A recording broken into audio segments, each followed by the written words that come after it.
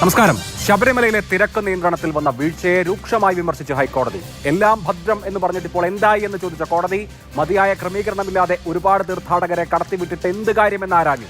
Spot booking 20,000-ൽ നിന്ന് 5,000 ആക്കി കുറച്ചിട്ടുണ്ട്. തിങ്കളാഴ്ച വരെയാണ് ഹൈക്കോടതി ഈ നിയന്ത്രണം ഏർപ്പെടുത്തിയിരിക്കുന്നത്.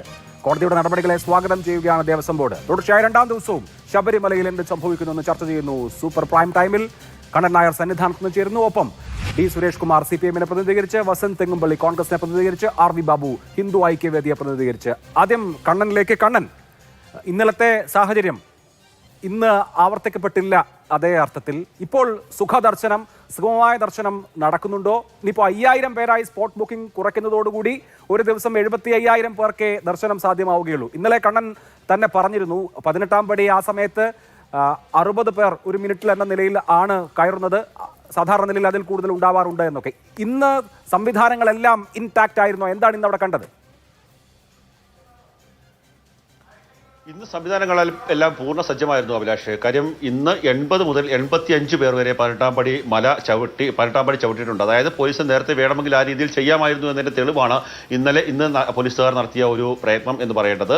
ഒപ്പം തന്നെ തിരക്ക് വളരെ അധികം കുറഞ്ഞിട്ടുണ്ട്. പക്ഷേ പല സ്ഥലങ്ങളിലും ഭക്തന്മാരെ നിയന്ത്രിച്ച് തന്നെയാണ് വരുന്നത്. പമ്പയിലായാലും നിലയ്ക്കലായാലും മുകളിലേക്ക് കയറി വരുന്ന സമയത്ത് മരക്കൂട്ടം കഴിഞ്ഞ ശരംകുത്തി അടക്കമുള്ള സ്ഥലങ്ങളിലായാലും ഭക്തന്മാരെ നിയന്ത്രിച്ച് തന്നെയാണ് സന്നിധാനത്തേക്ക് വിടുന്നത്. അതുകൊണ്ട് തന്നെയാണ് ഇത്തരത്തിൽ ഒരു ദർശനം സാധ്യമാകുന്നത്. ഇനി നാളെ മുതൽ 75,000 പേർക്കാണ് ദർശനം സാധ്യമാവുക.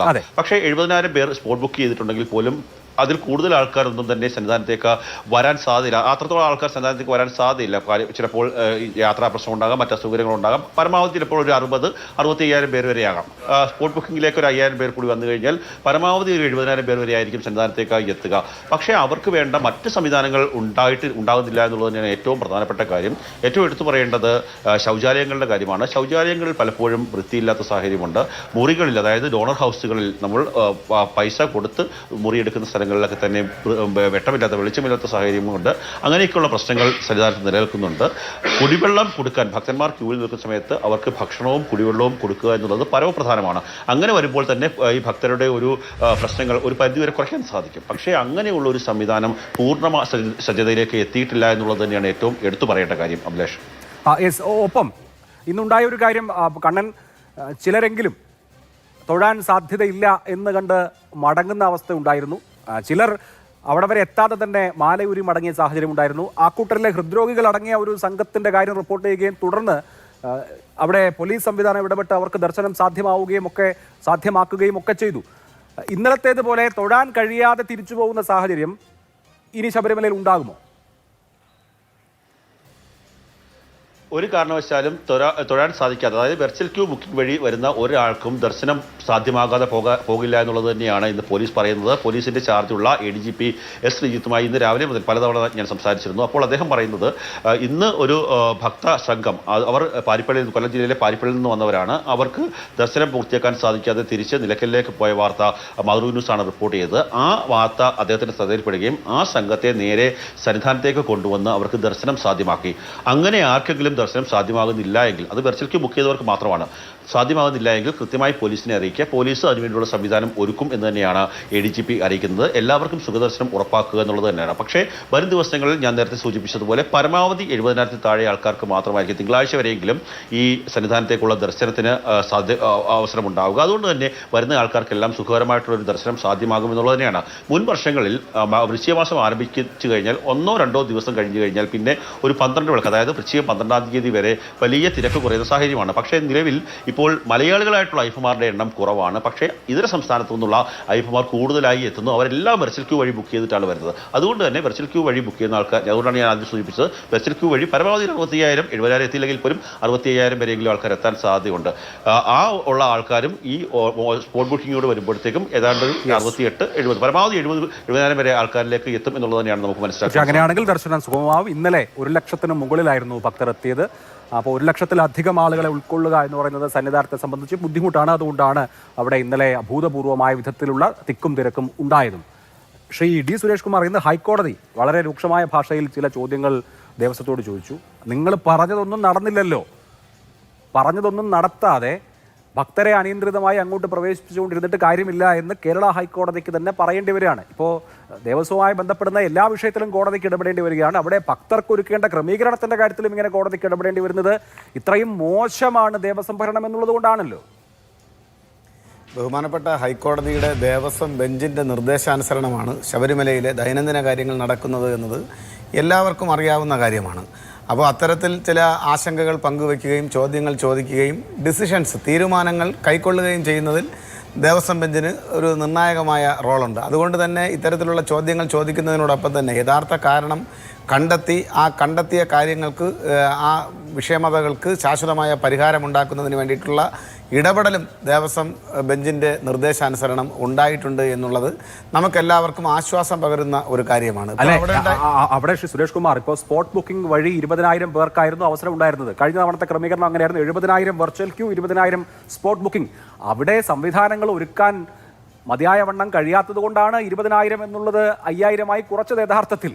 അല്ല, നമ്മൾ അങ്ങനെ ഒരു അനുമാനത്തിലെത്തേണ്ട. നേരത്തെ സ്പോട്ട് ബുക്കിങ്ങിൻ്റെ എണ്ണവും അതുപോലെ തന്നെ നമ്മുടെ വെർച്വൽ ക്യൂ വഴിയുള്ള എണ്ണവുമൊക്കെ വരുന്നതിനോടൊപ്പം തന്നെ നമ്മളിപ്പോൾ മനസ്സിലാക്കേണ്ടത്, സത്യസന്ധമായി പറയുന്നൊരു കാര്യമാണ്, കാനനപാത വഴി നമ്മുടെ ഭക്തർ ഇഷ്ടം പോലെ വന്ന് കയറുകയാണ്. അപ്പം ഈ ഒരു 70,000 80,000 പേരെ ഉൾക്കൊള്ളാൻ കഴിയുന്ന ഒരു സ്ഥലത്തേക്ക് 1,00,000 1,10,000 ഒക്കെ കടന്നു വരുമ്പോഴുണ്ടാകുന്ന തിക്കും തിരക്കും ഭയാനകമാണ്. നമ്മളിപ്പോൾ ബഹുമാനപ്പെട്ട ദേവസ്വം ബോർഡ് പ്രസിഡന്റ് അദ്ദേഹത്തിൻ്റെ വിശ്വാസ്യതയെ സംബന്ധിച്ചോ മറ്റു കാര്യങ്ങളെ സംബന്ധിച്ചോ ഈ ഇന്നലെ മുതൽ ചർച്ചയിൽ പങ്കെടുക്കുന്ന സഹ പാനലിസ്റ്റുകൾക്ക് വ്യത്യസ്തമായ അഭിപ്രായമില്ല. പക്ഷേ അദ്ദേഹം ആദ്യം പറഞ്ഞൊരു പോയിന്റ് ഉണ്ട്. ആ പോയിന്റ് എന്ന് പറയുന്നത്, അദ്ദേഹത്തിൻ്റെ ജീവിതത്തിൽ അദ്ദേഹത്തിൻ്റെ ഈ പ്രായത്തിനിടയിൽ ഇത്രമാത്രം തിരക്ക് അദ്ദേഹം കണ്ടിട്ടില്ല എന്നുള്ളതാണ്.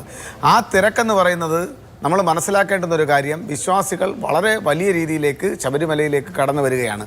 അപ്പോൾ ആ കടന്നു വരുന്നതിൽ ചിലർ വെർച്വൽ ക്യൂവും അതുപോലെ തന്നെ സ്പോട്ട് ബുക്കിങ്ങിനും അപ്പുറത്തേക്ക് കുറേ ആളുകൾ കൂടെ കടന്നു വരുമ്പോൾ സ്വാഭാവികമായും തിക്കും തിരക്കും വിധേയമല്ലാതായി തീരുന്നു. അത് ആ ഒരൊറ്റ കാരണം കൊണ്ട് തന്നെയാണ് ഇത്തരത്തിലുള്ള പ്രശ്നങ്ങൾ ഉണ്ടാകുന്നത്.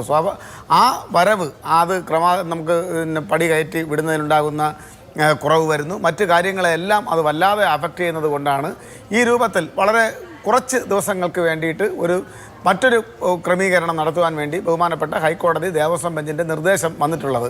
ആ നിർദ്ദേശം പാലിച്ചുകൊണ്ട് തുടർന്നുള്ള ദിവസങ്ങളിലേക്ക് പോകുമ്പോൾ ഇന്ന് തന്നെ അതിൻ്റെ ഒരു ആഫ്റ്റർ എഫക്റ്റ് ഉണ്ടായിട്ടുണ്ട് എന്നാണ് ബഹുമാനപ്പെട്ട മാതൃഭൂമിയുടെ റിപ്പോർട്ടർ തന്നെ റിപ്പോർട്ട് ചെയ്യുന്നത്. സ്വാഭാവികമായും 1-2 ദിവസം കൊണ്ട് ഈ പ്രശ്നം നമുക്ക് പരിഹരിക്കാം. ഇവിടെ ഉണ്ടായ പ്രശ്നം എന്താണ്? ആദ്യ ദിവസം സ്വാഭാവികമായും ഒരു തീർത്ഥാടന ദിവസങ്ങളിലെ ആദ്യ ദിവസത്തിലുണ്ടായ ഒരു സംഭവമാണ്. അത് കുറേയെങ്കിലും എക്സാഗ്രേറ്റ് ചെയ്യപ്പെട്ടിട്ടുണ്ട് എന്നുള്ളത് വസ്തുതയാണ്. ഞാനിപ്പോൾ അവിടെ ഉണ്ടായിട്ടുള്ള സംഭവങ്ങളെ വില കുറച്ച് കാണുകയല്ല, അതിനെ ലഘൂകരിക്കുന്നതല്ല, മറിച്ച് എല്ലാ കാര്യങ്ങളിലും ആ തുടക്ക ദിവസത്തിലുണ്ടായ ചെറിയ പാളിച്ചയെ പർവ്വതീകരിച്ച് കാണിച്ചുകൊണ്ട് ഇവിടെ ആകെ പ്രശ്നമാണ് എന്ന് വിശ്വാസികളിലടക്കം അങ്കലാപ്പുണ്ടാക്കുന്നതിന് വേണ്ടിയിട്ടുള്ള വളരെ വലിയ പരിശ്രമം ഉണ്ടായോ എന്നൊരു ആശങ്ക പോലും ഞങ്ങൾക്കുണ്ട്. പക്ഷേ ഇന്നിപ്പോൾ ഹൈക്കോടതിയുടെ ദേവസ്വം ബെഞ്ചിൻ്റെ അതുപോലെ തന്നെ മറ്റു ഉദ്യോഗസ്ഥരുടെ പക്വതാപൂർണമായിട്ടുള്ള ഇടപെടലിൻ്റെ അടിസ്ഥാനത്തിൽ ഇപ്പം വന്നിട്ടുള്ളത് ഈ കാര്യങ്ങളിൽ ഒരു ചെറിയ ക്രമീകരണം വരുത്താൻ തീരുമാനിച്ചതോടുകൂടി ശബരിമലയിലെ പ്രശ്നങ്ങൾ ശാശ്വതമായി പരിഹരിക്കപ്പെടുകയാണ്. ആ കാര്യം കൂടെ നമ്മൾ കണ്ടുവേണം മുന്നോട്ട് പോകാൻ. അല്ലാതെ വിശ്വാസികളുടെ മനസ്സിലേക്ക് ആഴത്തിൽ തീകോരിയിടുന്ന നിലയിലുള്ള ആശങ്കകൾ ഉണ്ടാക്കുന്ന അഭിപ്രായ പ്രകടനങ്ങളല്ല ഉണ്ടാകേണ്ടത്. സംബന്ധിച്ച് പറയാം, തീകോരിയിടുന്നതിന്റെ പ്രശ്നമല്ല, ക്രമീകരണങ്ങൾ അവിടെ ഉണ്ടാവണം. കാരണം എത്ര മാസം സമയം കിട്ടി? ഒരുപാട് ചോദ്യങ്ങൾ ബാക്കിയുണ്ട്, ഞാൻ അതിലേക്കൊക്കെ കടക്കാം. അതിനു മുമ്പ് ശ്രീ ആർ വി ബാബു, ഇന്ന് ദർശനം സുഗമമായിരുന്നു. ഇന്നലത്തേതുപോലെ ഇന്നലെ താഴെ തിരുമുറ്റത്ത് ഒരു അപകടാവസ്ഥ എന്ന് വേണമെങ്കിൽ പറയാവുന്ന തരത്തിലുള്ള ജനപ്പെരുപ്പം ഉണ്ടായിരുന്നു. അത് ആശങ്കയുണ്ടാക്കിയിരുന്നു ഉച്ചയ്ക്ക്. പക്ഷേ ഇന്ന് അതുപോലെ അതിന് സമാനമായ ഒരു സാഹചര്യം ഉണ്ടായില്ല, കുറച്ചുകൂടി മെച്ചപ്പെട്ടു, ട്രാക്കിലായിട്ടുണ്ട്. ഇപ്പോൾ വരുന്ന ദിവസങ്ങളിൽ വളരെ സുഗമമായി, കഴിഞ്ഞ തവണത്തെ മണ്ഡലകാലം വളരെ സുഗമമായി എങ്ങനെ കടന്നുപോയോ അതുപോലെ തന്നെ ഇനി വരാൻ പോകുന്ന ദിവസങ്ങളിലും കാര്യങ്ങൾ നീങ്ങുകയാണെന്ന് തോന്നുന്നു. അഭിലാഷേ, ഇപ്പോൾ ഇവിടെ നേരത്തെ സംസാരിച്ച സുരേഷ് എന്നാണ് ഞാൻ പേര് കേട്ടത്. അദ്ദേഹം പറഞ്ഞത് അനാവശ്യമായി ഈ വിഷയത്തെയൊക്കെ വലുതാക്കി ഭക്തന്മാരുടെ മനസ്സിൽ തീ കോരിയിടുന്ന തരത്തിൽ, ആശങ്കയുണ്ടാക്കുന്ന തരത്തിൽ ഉള്ള പ്രചരണം നടത്തിയെന്നാണ്. ഇപ്പോൾ ഇന്ന് കേരള ഹൈക്കോടതി എന്താ പറഞ്ഞത്? അങ്ങേയറ്റം നിരുത്തരവാദപരമായി ഈ തരത്തിൽ ഭക്തന്മാർക്ക് മാല ഊരി ശബരിമലയിൽ നിന്ന് മടങ്ങിപ്പോകേണ്ട സാഹചര്യം ഉണ്ടാക്കി എന്ന് പറഞ്ഞതാരായിരുന്നു? ഇത്രയും തിക്കിലും തിരക്കിലേക്ക് അയ്യപ്പന്മാരെ തിരികെ കയറ്റിയത് ഒരു മുന്നൊരുക്കവും ഇല്ലാത്തത് കൊണ്ടാണ് എന്ന് ആക്ഷേപിച്ചതാരാണ്? ഹൈക്കോടതിയല്ലേ? 6 മാസം മുമ്പ് ഒരുക്കങ്ങൾ ആരംഭിക്കേണ്ടതായിരുന്നു എന്ന് പറഞ്ഞതാരായിരുന്നു? ഹൈക്കോടതിയല്ലേ. എന്താണ് സർക്കാരിന് തടസ്സമായിരുന്നത് 6 മാസം മുമ്പ്? ദേവസ്വം ബോർഡിന് തടസ്സമായിരുന്നത് 6 മാസം മുൻപ് ഈ പറയുന്ന മുന്നൊരുക്കങ്ങൾ നടത്താനായിട്ട്? ഈ ശബരിമല തീർത്ഥാടന കാലത്ത് സർക്കാരിലേക്ക് കോടിക്കണക്കിന് രൂപ വരുമാനം ഉണ്ടാവുന്നുണ്ടല്ലോ. തീർത്ഥാടകരിൽ നിന്ന് നികുതി പണമായിട്ട് കോടാനുകോടി രൂപയല്ലേ സർക്കാരിൻ്റെ ഖജനാവിലേക്ക് ഒഴുകിയെത്തുന്നത്. സർക്കാരിനും ദേവസ്വം ബോർഡിനും ഈ മുന്നൊരുക്കങ്ങൾ നടത്തുന്നതിന് തടസ്സമായിട്ട് എന്തായിരുന്നു ഉണ്ടായിരുന്നത്? അപ്പോൾ കോടതി ഉൾപ്പെടെ ശബരിമലയിലുണ്ടായിട്ടുള്ള പാളിച്ചകൾ, ഇപ്പോഴത്തെ ദേവസ്വം ബോർഡ് പ്രസിഡന്റ് അടക്കം ശബരിമലയിലുണ്ടായ പാളിച്ചകൾ എണ്ണി പറഞ്ഞു. എന്തായിരുന്നു ഇന്നലെ ജയകുമാർ പറഞ്ഞത്? നമ്മുടെ ശൗചാലയങ്ങൾ വൃത്തിയാക്കാനുള്ള ആളുകളില്ല. 200 പേരെ ഇന്നലെയാണ് നിശ്ചയിക്കുന്നത്. ദേവസ്വം ജീവനക്കാർക്ക് മെസ്സില്ല. അതിനിപ്പോൾ തൽക്കാലത്തേക്ക് അന്നദാന മണ്ഡപം തന്നെയാണ് അവർക്ക് ഏർപ്പാട് ആക്കിയിട്ടുള്ളത്. കുടിവെള്ളം കൊടുക്കാൻ, ബിസ്ക്കറ്റ് വിതരണം ചെയ്യാനുള്ള വ്യവസ്ഥയില്ല. അതിന് ആളുകളെ കണ്ടെത്തുന്നത് ഇന്നലെയാണ്. ഇപ്പൊ ഇങ്ങനെ സർവമാന രംഗത്തും ഒരു മുന്നൊരുക്കവും ഇല്ലാതെ ലക്ഷക്കണക്കിന് അയ്യപ്പന്മാർ വരുന്നിടത്ത് അതിനെക്കുറിച്ച് തീർത്തും ഒരു മുന്നൊരുക്കവും ഇല്ലാതെ ഭക്തജനങ്ങളെ ഒരു കൂട്ടക്കൊലയ്ക്ക് വിട്ടുകൊടുത്ത ഒരു സാഹചര്യമാണ് യഥാർത്ഥത്തിൽ ഇന്നലെ ഉണ്ടായത്. ഭഗവാന്റെ കാരുണ്യം കൊണ്ടാണ് അവിടെ ഇന്നലെ ഒന്നും സംഭവിക്കാതിരുന്നത്. പുല്ലുമേട് ദുരന്തം നമ്മുടെ മുമ്പിലുണ്ട്. അതിനു മുൻപ് പമ്പയിലുണ്ടായ മകരവിളക്ക് കാലത്തെ ദുരന്തം നമ്മുടെ മുമ്പിലുണ്ട്. അങ്ങനെ ഒരു സ്റ്റാമ്പേഡ് ഇല്ലാതിരുന്നത് ഭഗവാൻ അയ്യപ്പന്റെ കാരുണ്യം കൊണ്ടെന്നാണ് നമ്മളൊക്കെ വിചാരിക്കുന്നത്. അപ്പോൾ അത്തരത്തിലുള്ള ഒരു ദുരന്ത സാഹചര്യത്തിലേക്ക് അയ്യപ്പന്മാരെ വിട്ടുകൊടുത്തിട്ട് ഇവിടെ വന്നിട്ട് ഇത് മനസ്സിൽ തീ കോരിയിടുകയാണ്, തെറ്റായ പ്രചരണം നടത്തുകയാണ്. ഇപ്പൊ ഇവിടെ അദ്ദേഹം പറഞ്ഞു ഹൈക്കോടതിയുടെ നിയന്ത്രണത്തിലാണ് ശബരിമലയിലെ തീർത്ഥാടനം നടത്തുന്നതെന്ന്. ആര് പറഞ്ഞു അങ്ങനെ? ഹൈക്കോടതി എപ്പോഴാണ് ഇടപെടാറ്? ഇപ്പൊ തന്നെ സ്പെഷ്യൽ കമ്മീഷണറുടെ റിപ്പോർട്ട് ചെന്നപ്പോഴാണ് ഹൈക്കോടതി, സ്പെഷ്യൽ കമ്മീഷണറുടെ ഹർജി ഹൈക്കോടതിയിൽ വന്നപ്പോഴാണ് ഹൈക്കോടതി ഇടപെട്ടത്. ഹൈക്കോടതി ഇങ്ങനെ ദേവസ്വം ഭരണം നടത്തിക്കൊണ്ടിരിക്കുകയാണെന്നാണോ സുരേഷ് പറയുന്നേ? ആണോ? ദേവസ്വം ഭരണം നടത്തുന്നതാണോ ഹൈക്കോടതി ഉത്തരവാദിത്വം? ഹൈക്കോടതി ഇടപെടും.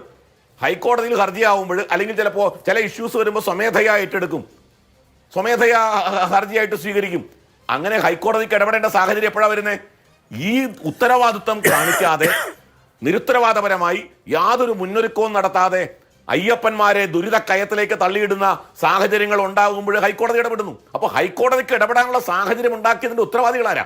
എന്തുകൊണ്ടാണ് പ്രശാന്ത് അടക്കമുള്ള ആളുകൾ ഈ മുന്നൊരുക്കങ്ങൾ നടത്താതിരുന്നത്? എന്തുകൊണ്ടായിരുന്നു? ആരായിരുന്നു അതിന് ഉത്തരവാദികൾ? അപ്പൊ ഇങ്ങനെയുള്ള സാഹചര്യങ്ങൾ മുഴുവൻ സർക്കാരും ദേവസ്വം ബോർഡും. ഒരു ദേവസ്വം മന്ത്രിയുണ്ട് അഭിലാഷ്. എന്താണ് അദ്ദേഹത്തിന്റെ ഡ്യൂട്ടി? എന്തിനാണ് ഒരു ദേവസ്വം മന്ത്രി? ഒന്ന് പറഞ്ഞേ സുരേഷ്, ഒന്ന് പറയാമോ? എന്തിനാ ഒരു ദേവസ്വം മന്ത്രി? എന്താണ് അദ്ദേഹത്തിന്റെ പോർട്ട്ഫോളിയോ? അദ്ദേഹത്തിന്റെ ഡ്യൂട്ടീസ് എന്താണ്? ഒന്ന് പറയാമോ?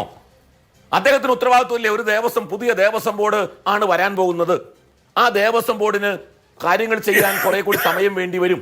അതുകൊണ്ട് അതിന് മുന്നൊരുക്കങ്ങൾ തയ്യാറാക്കുന്നതിൽ മന്ത്രിക്കൊരു ഉത്തരവാദിത്വമില്ലേ? വകുപ്പുകളെ ഏകോപനം ഉണ്ടാക്കാൻ മന്ത്രിക്ക് ഉത്തരവാദിത്വമില്ലേ? കഴിഞ്ഞ വർഷത്തെ, ഇപ്പൊ ഇവിടെ നേരത്തെ പറഞ്ഞല്ലോ, കഴിഞ്ഞ വർഷം വളരെ മനോഹരമായി അല്ലെങ്കിൽ ഭംഗിയായി തീർത്ഥാടനം നടത്തി. അതിന്റെ ക്രെഡിറ്റ് മുഴുവൻ അടിച്ചതുവരായിരുന്നില്ലേ? അന്നത്തെ പത്തനംതിട്ട ജില്ലാ സെക്രട്ടറി രാജു അബ്രഹാം ഒരു പ്രസ്താവന തന്നെ ഇറക്കിയിരുന്നു, ശബരിമല തീർത്ഥാടനം ഭംഗിയാക്കി തീർത്തതിന് എല്ലാവരെയും അഭിനന്ദിച്ചുകൊണ്ട്. അപ്പോൾ ഭംഗിയായി നടന്നാൽ അതിന്റെ മുഴുവൻ ക്രെഡിറ്റ് ഞങ്ങൾക്ക്, മോശമായാൽ അതിന്റെ കുഴപ്പവും ഏറ്റെടുക്കണ്ടേന്നേ. എല്ലാം നല്ലതിനെ മാത്രമേ ഏറ്റെടുക്കുള്ളൂ, അതിന്റെ കുഴപ്പങ്ങൾ മുഴുവൻ ഞങ്ങളുടേതല്ല എന്ന് പറയുന്ന സമീപനം എന്താണിത്? അപ്പൊ ഇതെല്ലാം തീർത്തും നിരുത്തരവാദപരമായി കുറ്റകരമായ അനാസ്ഥ. അയ്യപ്പ സംഗമത്തിലൂടെ മുഴുവൻ കാര്യങ്ങളും നേരെയാക്കാം എന്നൊക്കെയാണ്. ഈ ക്രൗഡ് മാനേജ്മെന്റ് എന്നൊരു സബ്ജക്റ്റ് അവിടെ ഉണ്ടായിരുന്നു അഭിലാഷേ. ക്രൗഡ് മാനേജ്മെന്റ് എന്നൊരു സബ്ജക്റ്റ് വിദഗ്ധന്മാരെ ആളില്ല കസേരയോടാണ് സംസാരിച്ചത്. ആളുകളൊക്കെ ഉണ്ടായതൊക്കെ ദേവസ്വം ബോർഡിലെ കുറച്ച് ജീവനക്കാരും ക്ലർക്കുമാരും പ്യൂൺമാരും ഒക്കെയാണ്. പോട്ടെ, ഒരു വലിയ സബ്ജക്റ്റ് അവിടെ അവതരിപ്പിച്ചല്ലോ, ക്രൗഡ് മാനേജ്മെന്റ്. എന്ത് നടപടി എടുത്തത്? അയ്യപ്പ സംഗമം എന്ത് പ്ലാനാണ് ഉണ്ടാക്കിയത്? എന്ത് നടപടികളാണ് ശബരിമലയിൽ ഉണ്ടാക്കിയത്?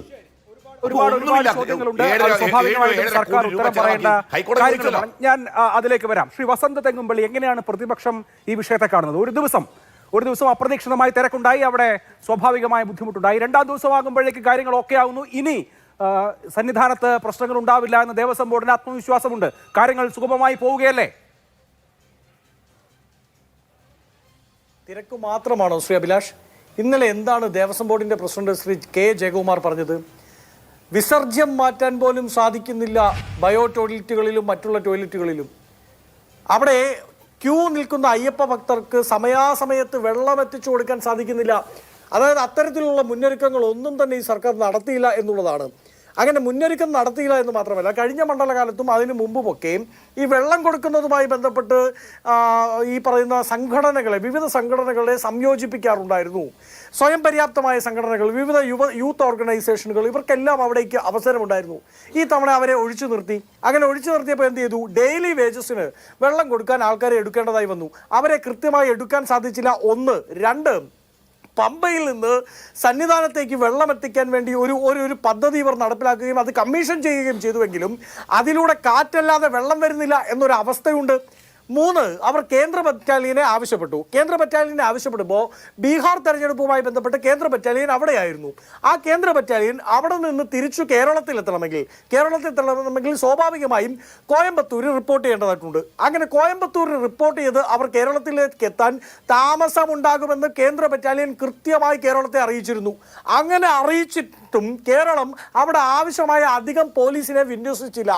അപ്പോൾ വളരെ കൃത്യമാണ്, മണ്ഡലകാലം വരാൻ പോകുന്നു എന്നുള്ളത് പ്രഡിക്റ്റബിൾ ആണ്. മണ്ഡലകാലം വരുന്ന അതേ സമയത്താണ് ഇലക്ഷൻ പ്രഖ്യാപിക്കാൻ പോകുന്നത് എന്നതും പ്രഡിക്റ്റബിൾ ആണ്. എന്താണ് സർക്കാരിന്റെ ഇക്കാര്യത്തിലെ വാദം? അവർ പറയുന്നത് നവംബർ 10-ാം തീയതിക്ക് ശേഷം അവർക്ക് യാതൊരു തരത്തിലുള്ള അവലോകന യോഗവും ചേരാൻ സാധിക്കുമായിരുന്നില്ല. കാരണം ഇലക്ഷൻ നോട്ടിഫിക്കേഷൻ വന്നു, പെരുമാറ്റച്ചട്ടം നിലനിൽക്കുകയാണ്. ഞാൻ ചോദിക്കട്ടെ, ഈ പെരുമാറ്റച്ചട്ടം നിലനിൽക്കുന്നതും ആയതുമായി ബന്ധപ്പെട്ട ഇലക്ഷൻ നോട്ടിഫിക്കേഷൻ വരുമെന്നതും പ്രഡിക്റ്റബിൾ ആയിരുന്നല്ലോ. അതുമായി ബന്ധപ്പെട്ട് മണ്ഡലകാലം വരുമെന്നതും പ്രഡിക്റ്റബിൾ ആയിരുന്നു. ഇതൊന്നും പാഴൂർ പടിപ്പരയിൽ പോയി കവടി നിർത്തി നോക്കേണ്ട ഗതികേട് ഒരു ദേവസ്വം ബോർഡിന്റെ മന്ത്രിക്കും ഉണ്ടായിരുന്നോ? എൻ്റെ എളിയ ചോദ്യം, നവംബർ 10-ന് മുമ്പ് എത്ര തവണ മണ്ഡലകാലവുമായി ബന്ധപ്പെട്ടുള്ള മീറ്റിങ്ങുകൾ, അവലോകന യോഗങ്ങൾ, വിവിധ വകുപ്പുകളുടെ ഏകോപന യോഗങ്ങൾ ബഹുമാനപ്പെട്ട മന്ത്രി നേരിട്ടെത്തി അവിടെ നടത്തി എന്ന് സർക്കാരിന് പറയാൻ ഉത്തരമുണ്ടോ? ഇല്ല എന്നുള്ളതാണ്.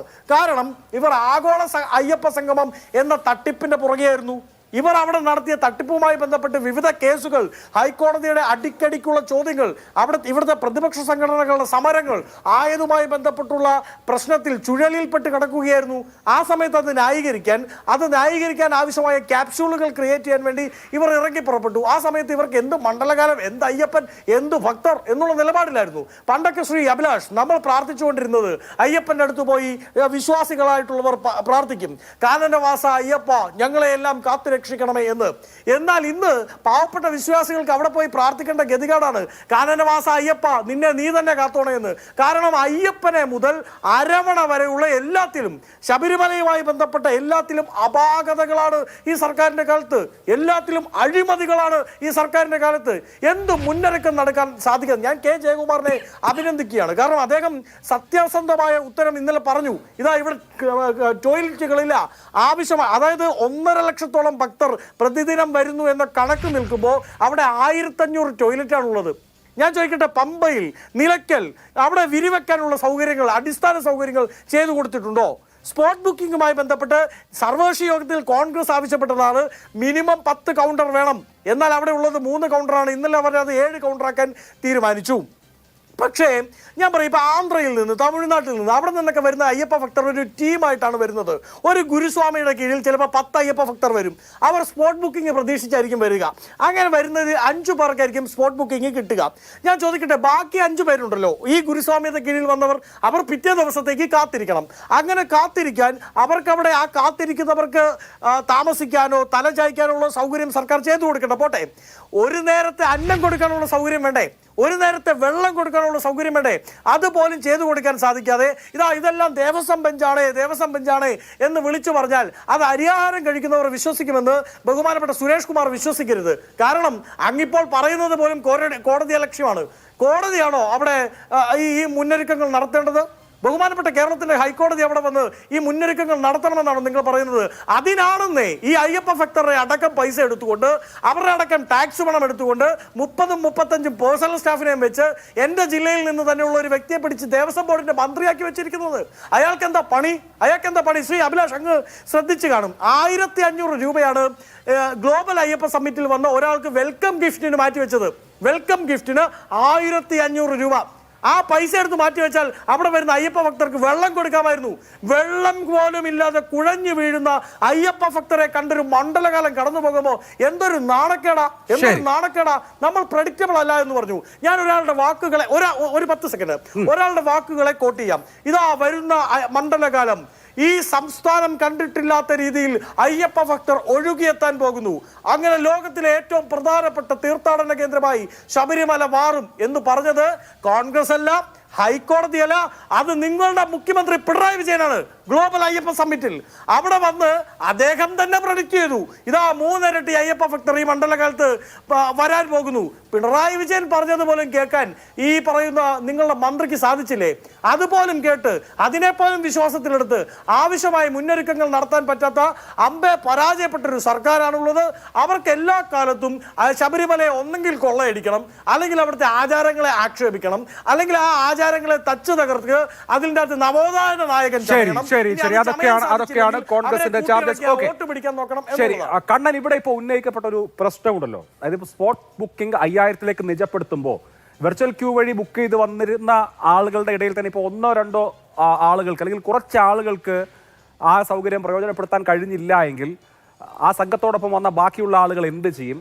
അവർക്ക് സ്പോട്ട് ബുക്കിംഗ് കിട്ടിയില്ലെങ്കിൽ ഒരു ദിവസം കൂടി വെയിറ്റ് ചെയ്യേണ്ടി വരും. അങ്ങനെ വെയിറ്റ് ചെയ്യുന്നവർ എവിടെ താമസിക്കും? ഇങ്ങനെ കുറേ അധികം പ്രശ്നങ്ങളുണ്ടല്ലോ. സ്പോട്ട് ബുക്കിംഗ് 5000-ലേക്ക് പരിമിതപ്പെടുത്തുമ്പോൾ വരുന്ന കുറച്ചധികം ആളുകൾക്കെങ്കിലും നിലയ്ക്കലിലോ പമ്പയിലോ തങ്ങേണ്ടതായ സാഹചര്യം വരുമല്ലോ. തീർച്ചയായിട്ടും അഭിലാഷ, നിലയ്ക്കലിലായിരിക്കും തങ്ങേണ്ട സാഹചര്യം വരിക. നിലയ്ക്കലിൽ സ്പോട്ട് ബുക്കിംഗ് പൂർത്തിയാക്കിയ ശേഷം മാത്രമായിരിക്കും അവർക്ക് പമ്പയിലേക്ക് വരാനുള്ള അനുമതി ഉണ്ടാവുക. അടിസ്ഥാനപരമായി നിലയ്ക്കലിലാണ് സൗകര്യങ്ങൾ കൂടുതലായി ഏർപ്പെടുത്തേണ്ടത്. ഏറ്റവും കൂടുതൽ വാഹനങ്ങൾ എത്തുന്നതും അയ്യപ്പന്മാർ എത്തുന്നതും വാഹനങ്ങൾ പാർക്ക് ചെയ്യുന്നതും പ്രധാനപ്പെട്ട ഒരു ഹബ്ബായി മാറാൻ പോകുന്ന വരും ദിവസങ്ങളിൽ നിലയ്ക്കലാണ്. നിലയ്ക്കലിൽ അതിനു വേണ്ട സൗകര്യങ്ങളെല്ലാം തന്നെ ഇല്ല എന്നുള്ളത് യാഥാർത്ഥ്യം തന്നെയാണ്. കാര്യം മുൻകാലങ്ങളിൽ പമ്പയായിരുന്നു പ്രധാനപ്പെട്ട പോയിന്റ്. ഈ പ്രളയത്തിന് ശേഷം ആദ്യഘട്ടങ്ങളിലൊക്കെ തന്നെ നിലയ്ക്കലായിരുന്നു പോയിന്റെങ്കിൽ പിന്നീട് ആ പ്രളയത്തിൻ്റെ ഉണ്ടായ മണ്ണും ബാക്കിയുള്ള സാധനങ്ങളെല്ലാം മാറ്റിയ ശേഷം തിരിച്ച് പഴയ രീതിയിൽ പമ്പയിലേക്ക് ഒരു പ്രധാന പോയിന്റായി മാറ്റുകയായിരുന്നു. ഇപ്പോൾ നിലവിൽ വീണ്ടും തിരിച്ച് നിലയ്ക്കലിലേക്ക് എത്തുമ്പോൾ ആ അയ്യപ്പന്മാർക്ക് വേണ്ട അടിസ്ഥാന സൗകര്യങ്ങൾ ഒരുക്കാനുള്ള ക്രമീകരണങ്ങൾ ഇല്ല എന്നുള്ളത് യാഥാർത്ഥ്യമാണ്. അത് അടിയന്തരമായി ഒരുക്കുക എന്നുള്ളത് തന്നെയാണ്. ഇപ്പോൾ നേരത്തെ പറഞ്ഞതുപോലെ ഒരു 10 അയ്യപ്പന്മാരുടെ ഒരു കൂട്ടം വരുന്നു. അതിൽ സ്പോട്ട് ബുക്കിംഗ് ആണ് അവർ ആഗ്രഹിക്കുന്നതെങ്കിൽ ഇതര സംസ്ഥാനത്ത് നിന്ന് വരുന്നവർ സാധാരണ വെർച്വൽ ബുക്ക് ചെയ്താണ് ഏകദേശം ഒരു 99% വരാറുള്ളത്. ബാക്കി മലയാളികളായിട്ടുള്ള ആൾക്കാരാണ് സ്പോട്ട് ബുക്കിങ്ങിലൂടെ കൂടുതലായി എത്തുന്നത്. പക്ഷേ അങ്ങനെ ആരെങ്കിലും ഇതര സംസ്ഥാനത്ത് നിന്ന് വന്നാൽ തന്നെ അവർക്ക് വേണ്ട സൗകര്യങ്ങൾ ഒരുക്കുക എന്നുള്ള അത്യാവശ്യം തന്നെയാണ്. പക്ഷേ നിലയ്ക്കൽ അതിനുള്ള സംവിധാനം വളരെ കുറവാണ്. പമ്പയിലും പരിമിതം തന്നെയാണ്. പമ്പയിലും കൂടുതൽ സംവിധാനങ്ങൾ ഒരുക്കേണ്ടതുണ്ട്. കാര്യം 15-ാം തീയതിയാണ് ദേവസ്വം ബോർഡിന്റെ പുതിയ പ്രസിഡന്റ് കെ ജയകുമാർ പ്രസിഡന്റായി സ്ഥാനമേൽക്കുകയും ദേവസ്വം ബോർഡ് അംഗമായിട്ടുള്ള മുൻ മന്ത്രി കെ രാജു അവിടെ അംഗമായി സ്ഥാനമേൽക്കുകയും ചെയ്തത്. പക്ഷേ അതിന് മുമ്പ് തന്നെ കാര്യങ്ങൾ ചെയ്യാമായിരുന്നു, പലതരത്തിലുള്ള മുന്നൊരുക്കങ്ങൾ ചെയ്യാമായിരുന്നു. അത് പൂർണ്ണമായും ചെയ്യാൻ മുൻ ബോർഡിന് സാധിച്ചു എന്നുള്ള കാര്യത്തിൽ ഒരു അവ്യക്തതയുണ്ട്. ശരി, തീർച്ചയായും ശ്രീ സുരേഷ് കുമാർ ചൂണ്ടിക്കാണിച്ച കുറേ അധികം കാര്യങ്ങളുണ്ട്. ഇപ്പോൾ 15-ാം തീയതി മാത്രമാണ് ഇപ്പോഴത്തെ ദേവസ്വം ബോർഡ് ചുമതലയേറ്റത് എന്ന് പറഞ്ഞാൽ 17-ാം തീയതി തീർത്ഥാടനം ആരംഭിക്കും ചെയ്തു. അവർക്ക് 2 ദിവസത്തെ സമയമേ കിട്ടിയിട്ടുള്ളൂ, മനസ്സിലാക്കാം. അപ്പോൾ നിലവിലുണ്ടായിരുന്ന ബോർഡ് അവരെന്ത് ചെയ്തു എന്നുള്ളത് വലിയ ചോദ്യമാണ്. പ്രശാന്ത് ഇറങ്ങുമ്പോൾ പറഞ്ഞത് ഞങ്ങളിതെല്ലാം ക്രമീകരിച്ചിട്ടാണ് പോയത് എന്നൊക്കെയാണ്. അവിടെ ഉണ്ടായിരുന്ന ആളുകൾക്ക് ഈ അയ്യപ്പ സംഗമമൊക്കെ നടത്തി ഇങ്ങനെ കാശ് കൊടുക്കുക എന്നുള്ളതല്ലാതെ തീർത്ഥാടകർക്ക് വേണ്ട അടിസ്ഥാന സൗകര്യങ്ങൾ ഒരുക്കി കൊടുക്കുന്നതിൽ മതിയായ ശ്രദ്ധയില്ലായിരുന്നു എന്നുള്ളത് വ്യക്തമാവുകയാണ്. നോക്കൂ, ഞാൻ നേരത്തെ തന്നെ സൂചിപ്പിച്ചു, ഒരു തീർത്ഥാടന കാലഘട്ടത്തിൻ്റെ ആദ്യ ദിവസം ഉണ്ടായിട്ടുള്ള ഈ മുന്നൊരുക്കങ്ങളിലെ ചെറിയ ചില പാളിച്ചകൾ, അത് ഈ പറഞ്ഞതുപോലെ ഈ ക്രൗഡ് വന്നവിടെ കയറിയപ്പോഴുണ്ടായിട്ടുള്ള പ്രശ്നങ്ങളെയാണ് ഇത്രമാത്രം പർവ്വതീകരിച്ച് കാണിച്ചുകൊണ്ട് നമ്മൾ ഒരു സിനിമയിൽ കണ്ടിട്ടുള്ളതുപോലെ ചിന്താവിഷ്ടയായ ശ്യാമള എന്ന് പറയുന്ന സിനിമയിൽ ശ്രീനിവാസൻ്റെ മക്കളോട് അയ്യോ അച്ഛാ പോകരുത് എന്ന് പറയുന്നത് പോലെയാണ് ഒരേ സ്വരത്തിൽ ഇവിടെ BJPയുടെ പ്രതിനിധിയും അതുപോലെ തന്നെ കോൺഗ്രസിൻ്റെ പ്രതിനിധിയും ഒരേ സ്വരത്തിൽ സർക്കാരിൻ്റെ കഴിവുകേടായി അല്ലെങ്കിൽ സർക്കാരിൻ്റെ കെടുകാര്യസ്ഥതയായി അവർ പറഞ്ഞു വയ്ക്കുന്നത്. ഇനി ഒരു വാചകം കൂടെയാണ് വരാനുള്ളത്. അത് ദേവസ്വം മന്ത്രിയുടെ രാജിയും മുഖ്യമന്ത്രിയുടെ രാജിയുമാണ്. അത് ഈ ചർച്ചയുടെ അടുത്ത ഘട്ടത്തിലേക്ക് അത് കടന്നു വരും എന്നാണ് ഞാൻ വിശ്വസിക്കുന്നത്. നിങ്ങൾ നോക്കൂ, അദ്ദേഹം എത്ര മനോഹരമായിട്ടാണ് ഇവിടെ RV ബാബു അദ്ദേഹം ഇവിടെ പറഞ്ഞത്. നികുതി പണത്തെക്കുറിച്ച് ഇദ്ദേഹത്തിന്റെ സ്ഥിരം പല്ലവിയാണ്. ചർച്ച ചെയ്യുന്നതിനിടയിൽ കയറി വർത്തമാനം പറഞ്ഞാൽ ഇനി ഒരു നിമിഷം പോലും താങ്കളെയും ചർച്ച ചെയ്യാൻ ഞാൻ അനുവദിക്കില്ല. വളരെ മോശമാണത്. ഇല്ല, വളരെ മോശമാണ്.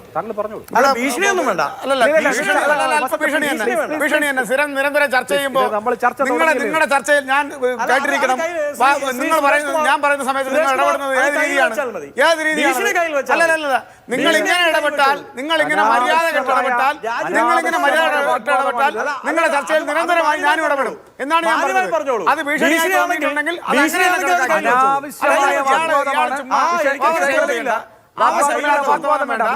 നിങ്ങൾ ചർച്ച ചെയ്യുമ്പോൾ കേട്ടിരുന്ന ഒരാളാണ് ഞാൻ. പ്രേക്ഷകർ ശ്രദ്ധിക്കുന്നുണ്ട്. നിരന്തരമായി ഇതൊരു നിരന്തരമായി ഇങ്ങനെ വെച്ച് പുലർത്തുകയാണ്. അവസാനിപ്പിക്കണം. ഇപ്പൊ നികുതി പണത്തെ സംബന്ധിച്ച് സൂചിപ്പിച്ചു. നികുതി പണം സർക്കാരാണ് കൊണ്ടുപോകുന്നത്. എന്റെ പ്രിയപ്പെട്ട സുഹൃത്ത് ശ്രീ RV ബാബു ശ്രദ്ധിക്കേണ്ടത്, നികുതി പണം GST ഇനത്തിൽ ഭൂരിഭാഗം കൊണ്ടുപോകുന്നത് കേന്ദ്ര സർക്കാരാണ്. അവിടെ നിന്ന് വിഹിതത്തിന് വേണ്ടി സമരം ചെയ്യേണ്ടുന്ന ഗതികേടിലാണ് കേരളത്തിന്റെ സർക്കാർ.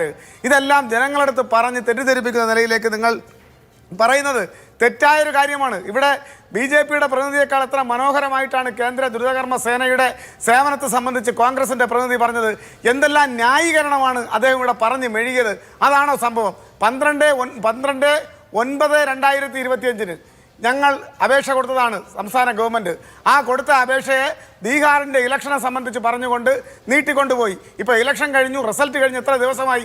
ഞങ്ങൾക്ക് സഹായം അനുവർത്തിച്ചില്ല എന്നല്ല, ഞങ്ങൾക്ക് സഹായം വേണ്ട, നിങ്ങളുടെ സഹായം ഞങ്ങൾക്ക് വേണ്ട. ഞങ്ങൾക്കിത് പെട്ടെന്നുണ്ടായിട്ടുള്ള ഈ തള്ളിക്കയറ്റത്തിൻ്റെ, ഭക്തരുടെ തള്ളിക്കയറ്റത്തിൻ്റെ ഭാഗമായി ഉണ്ടായിട്ടുള്ള ചില പ്രശ്നങ്ങളാണ്. അത് ശാശ്വതമായി പരിഹരിക്കാൻ ഞങ്ങൾക്ക് കഴിയും. ഇനി ദ്രുതകർമ്മ സേന വന്നാലും ഹെലികോപ്റ്റർ പോലെ അല്ലെങ്കിൽ മറ്റേതെങ്കിലും റേഷനറി തന്നതുപോലുള്ള സേവനങ്ങൾക്ക് പിന്നീട് ഇത്ര രൂപ ഞങ്ങളിൽ നിന്ന് വേണമെന്ന് പറഞ്ഞ് സംസ്ഥാന ഗവൺമെൻറ്റിനോട് കോടിക്കണക്കിന് രൂപ ആവശ്യപ്പെടില്ല എന്ന് ആര് കണ്ടു? ഇതാണല്ലോ നടക്കുന്ന രീതി. ആ രീതിയെപ്പോലും ന്യായീകരിക്കുന്നത് ഹിന്ദു ഐക്യവേദിയുടെ BJPയുടെ പ്രതിനിധിയല്ല ഇവിടെ ന്യായീകരിക്കുന്നത് കോൺഗ്രസിൻ്റെ പ്രതിനിധിയാണ് എന്നുള്ളതാണ് കേരളം കാണുന്ന ഏറ്റവും പ്രധാനപ്പെട്ട വിരോധാഭാസം. പിന്നെ പറയുന്നത് ദേവസ്വം മന്ത്രിയുടെ കഴിവുകേടാണ്. ദേവസ്വം മന്ത്രി രാജിവെക്കണം, അദ്ദേഹത്തിൻ്റെ കടമകൾ വിലയിരുത്തപ്പെടുകയാണ്. അദ്ദേഹത്തിൻ്റെ പ്രിയപ്പെട്ട സുഹൃത്തെ, അദ്ദേഹത്തിൻ്റെ കടമകൾ കൂടി വിലയിരുത്തിയാണ് ഇവിടെ ജനങ്ങൾ നൽകാൻ പോകുന്ന മാൻഡേറ്റ്, മൂന്നാം പിണറായി സർക്കാർ കേരളത്തിൽ അധികാരത്തിൽ വരാൻ വേണ്ടി പോകുന്നത്. പിന്നെ ആഗോള തട്ടിപ്പ്, അയ്യപ്പ സംഗമം ആഗോള തട്ടിപ്പാണ്. അയ്യപ്പ സംഗമമല്ല ആഗോള തട്ടിപ്പ്. അതിനെ പ്രതിരോധിക്കാനെന്നുള്ള നിലയിൽ നിങ്ങൾ നടത്തിയ വിശ്വാസ സംരക്ഷണ ജാഥയുണ്ടല്ലോ, അതാണ് ആഗോള തട്ടിപ്പ്. ഗ്രൂപ്പ് മാനേജർമാരെ തോളത്തെടുത്തുയർത്തി മുദ്രാവാക്യം മുഴക്കി വേദിയിലേക്ക് എത്തിക്കുന്ന അങ്ങേയറ്റത്തെ വിഡ്ഢി നാടകം. ആ വിഡ്ഢി നാടകമാണ് ഇവിടെ ആഗോള തട്ടിപ്പായി അവശേഷിച്ചത്. അതിനെയാണ് ജനങ്ങൾ പുറം കാലുകൊണ്ട് ചവിട്ടി എറിഞ്ഞത് എന്ന് നിങ്ങൾ മനസ്സിലാക്കണം. ഇവിടെ നമുക്കറിയാം, ക്ഷേത്ര ദർശനം നടത്തരുത്, ഇനി ദർശനം നടത്തിയാൽ തന്നെ കാണിക്കയിടരുത് എന്നെല്ലാം പറഞ്ഞ തിട്ടൂരങ്ങൾ, ആരാണിത് പറഞ്ഞതെന്ന് അറിയാമല്ലോ, ഞാൻ ഓർമ്മിപ്പിക്കണ്ടല്ലോ. ആ തിട്ടൂരങ്ങൾ നിലനിൽക്കുമ്പോഴാണ് ജനങ്ങൾ കൂട്ടത്തോടുകൂടി ക്ഷേത്രങ്ങളിലേക്ക് കടന്നു വരികയും അതിനേക്കാൾ കൂടുതൽ രൂപ അവരുടെ സ്വത്ത് ക്ഷേത്രങ്ങളിലേക്ക് സംഭാവന ചെയ്യുകയും ചെയ്യുന്നത്. ജനങ്ങൾ ആരുടെ പക്ഷത്താണ്? ഇതാണ് പ്രശ്നം. ഞങ്ങളവിടെ ജനങ്ങൾ വരുമ്പോൾ ആ ക്രൗഡ് മാനേജ്മെൻറ്റ് ഞങ്ങളുടെ പരിധിക്കും അപ്പുറത്തായിപ്പോയി എന്നുള്ളത് ദേവസ്വം ബോർഡ് പ്രസിഡന്റും ഉത്തരവാദിത്തപ്പെട്ട ആളുകളും പറയുന്നുണ്ട്. അതിനെ നിയന്ത്രണ വിധേയമാക്കുന്നതിന് വേണ്ടിയിട്ടുള്ള വലിയ ഇടപെടൽ ഞാൻ പറയട്ടെ,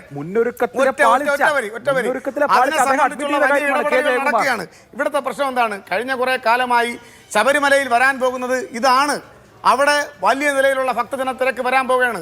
കഴിഞ്ഞ ഏതാനും വർഷങ്ങളായി പുരോഗമനപരമായിട്ടുള്ള ഒട്ടേറെ ആശയങ്ങൾ ഈ തിരക്ക് നിയന്ത്രണ വിധേയമാക്കുന്നതിന്, വരുന്ന ഭക്തരെ മുഴുവനും ഉൾക്കൊള്ളുന്നതിന് വേണ്ടിയിട്ടുള്ള ഇടപെടൽ നടത്താൻ ഗവൺമെൻറ് എന്തെല്ലാം പുരോഗമന ആശയങ്ങൾ കൊണ്ടുവന്നിട്ടുണ്ടോ ആ ആശയങ്ങളെയെല്ലാം BJPയും കോൺഗ്രസും ഒറ്റക്കെട്ടായി ഇവിടെ ഭക്തരുടെ ചോരപ്പുഴ ഒഴുക്കുമെന്ന് പറഞ്ഞ് അനാവശ്യ വിവാദ പ്രശ്നങ്ങളുണ്ടാക്കി, സമരങ്ങളുണ്ടാക്കി ഇതിനെ തകർക്കുന്നതിന് വേണ്ടിയിട്ടുള്ള ഇടപെടൽ നടത്തി മാതൃഭൂമി അടക്കമുള്ള ആളുകൾക്ക് അറിയാവുന്നതാണ്. അല്ല, എന്തെങ്കിലും അഡ്മിനിസ്ട്രേറ്റീവായ കാര്യങ്ങൾക്ക് എതിരെ സമരം അല്ല, വെർച്വൽ ക്യൂവിനെ സംബന്ധിച്ച് വെർച്വൽ ക്യൂ പൂർണ്ണമാക്കണമെന്ന് പറഞ്ഞപ്പോൾ കേരളത്തിന്റെ പ്രതിപക്ഷ നേതാവും BJPയുടെ സംസ്ഥാന പ്രസിഡന്റും ഒരേ സ്വരത്തിൽ പറഞ്ഞു അത് അനുവദിക്കുകയില്ല എങ്കിൽ രക്തരൂക്ഷിതമായ സമരത്തെ നിങ്ങൾ നേരിടേണ്ടി വരും എന്ന് പറഞ്ഞു. ഞാനിത് പറഞ്ഞത് ഇത് ഓർഡർലി ആക്കാനാണ്.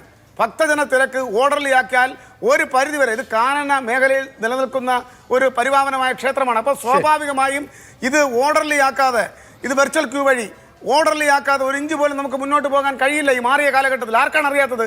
അങ്ങനെ കൊണ്ടുവരുന്ന പുരോഗമന പ്രവർത്തനങ്ങളെ തുരങ്കം വെക്കുന്നതിന് വേണ്ടിയിട്ടുള്ള പ്രസ്താവനകൾ നടത്തി ജനങ്ങളെ ആശങ്കയിലേക്ക് തള്ളിവിടുന്ന പ്രവണതയല്ലേ പലപ്പോഴും കേരളത്തിന്റെ പ്രതിപക്ഷ നേതാവിന്റെ BJPയുടെ സംസ്ഥാന പ്രസിഡന്റിന്റെ ഭാഗത്തുനിന്നുണ്ടായിട്ടുള്ളത്. അത് എത്രയോ സ്റ്റേറ്റ്മെന്റ് ഇവിടുത്തെ ആർക്കൈവ്സ് പരിശോധിച്ചാൽ കാണാൻ വേണ്ടി സാധിക്കും. അതല്ലേ വസ്തുത. ശരി, RV ബാബു, ഇതൊരു ക്ഷേത്രവുമായി ബന്ധപ്പെട്ട, കേരളത്തിലെ ഏറ്റവും വലിയ തീർത്ഥാടന കേന്ദ്രവുമായി ബന്ധപ്പെട്ട അവിടുത്തെ ഭരണപരവും അതുപോലെ തന്നെ നയപരവുമായ വിഷയങ്ങളാണ്. അതിനപ്പുറത്തുള്ള രാഷ്ട്രീയമോ കേവല രാഷ്ട്രീയമോ ഇക്കാര്യത്തിൽ ഘടകമല്ലല്ലോ. അപ്പോൾ അങ്ങനെ നോക്കുമ്പോൾ ശബരിമലയെ സംബന്ധിച്ച്, പുതിയ ഭരണസമിതിയെ സംബന്ധിച്ച് 2 ദിവസമാണ് കിട്ടിയത്.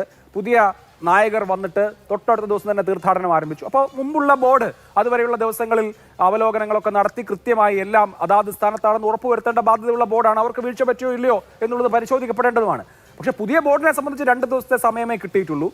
അവിടെ കേന്ദ്രസേന വന്നിട്ടില്ല. പോലീസ് സേന അഡീഷണൽ ഫോഴ്സിനെ ഉപയോഗിച്ചുകൊണ്ടാണ് ക്രൗഡ് മാനേജ് ചെയ്യുന്നത്. കേന്ദ്രസേനയെ വിളിച്ച ഡേറ്റ് ഇവിടെ ഇപ്പോൾ CPM പ്രതിനിധി പറയുകയുണ്ടായി. ഇക്കാര്യത്തിൽ കോർഡിനേഷന്റെ പാളിച്ച ഉണ്ട് എങ്കിൽ അത് ചില ആളുകളുടെ മേൽ മാത്രം ഇടുന്നത് ശരിയാണോ?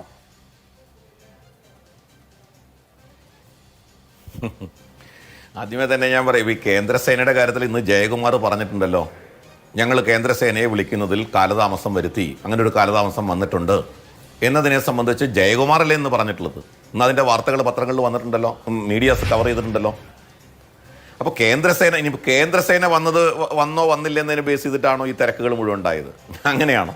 അല്ലെങ്കിൽ പോലീസ് അവിടെ ഇല്ലാത്തതുകൊണ്ടാണോ? ശ്രീജിത്ത് ഇന്നലെ പറഞ്ഞല്ലോ, 3500-ലേറെ പോലീസുകാരുണ്ട്, ഇനി അതിൽ കൂടുതൽ പോലീസുകാർക്ക് ഇവിടെ ഒന്നും ചെയ്യാനില്ല എന്ന് ശ്രീജിത്ത് പറഞ്ഞു, ഇല്ലേ? നമ്മൾ കേട്ടതല്ലേ, നിങ്ങളൊക്കെ റിപ്പോർട്ട് ചെയ്തതല്ലേ? അപ്പൊ ഇതെന്താണ് പ്രശ്നം? അടിസ്ഥാനപരമായ പ്രശ്നം എന്താണ്?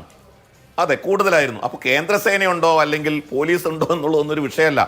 ഇതൊന്നുമല്ല അടിസ്ഥാന പ്രശ്നം. അടിസ്ഥാനപരമായ പ്രശ്നം മുന്നൊരുക്കങ്ങൾ. അതായത് ഈ തിരക്ക് ഇപ്പോൾ ഇവിടെ പറയുന്ന കേട്ടാ തോന്നും ആദ്യമായിട്ടാണ് 1 ലക്ഷം പേര് ശബരിമലയിൽ വരുന്നതെന്ന്. ആണോ?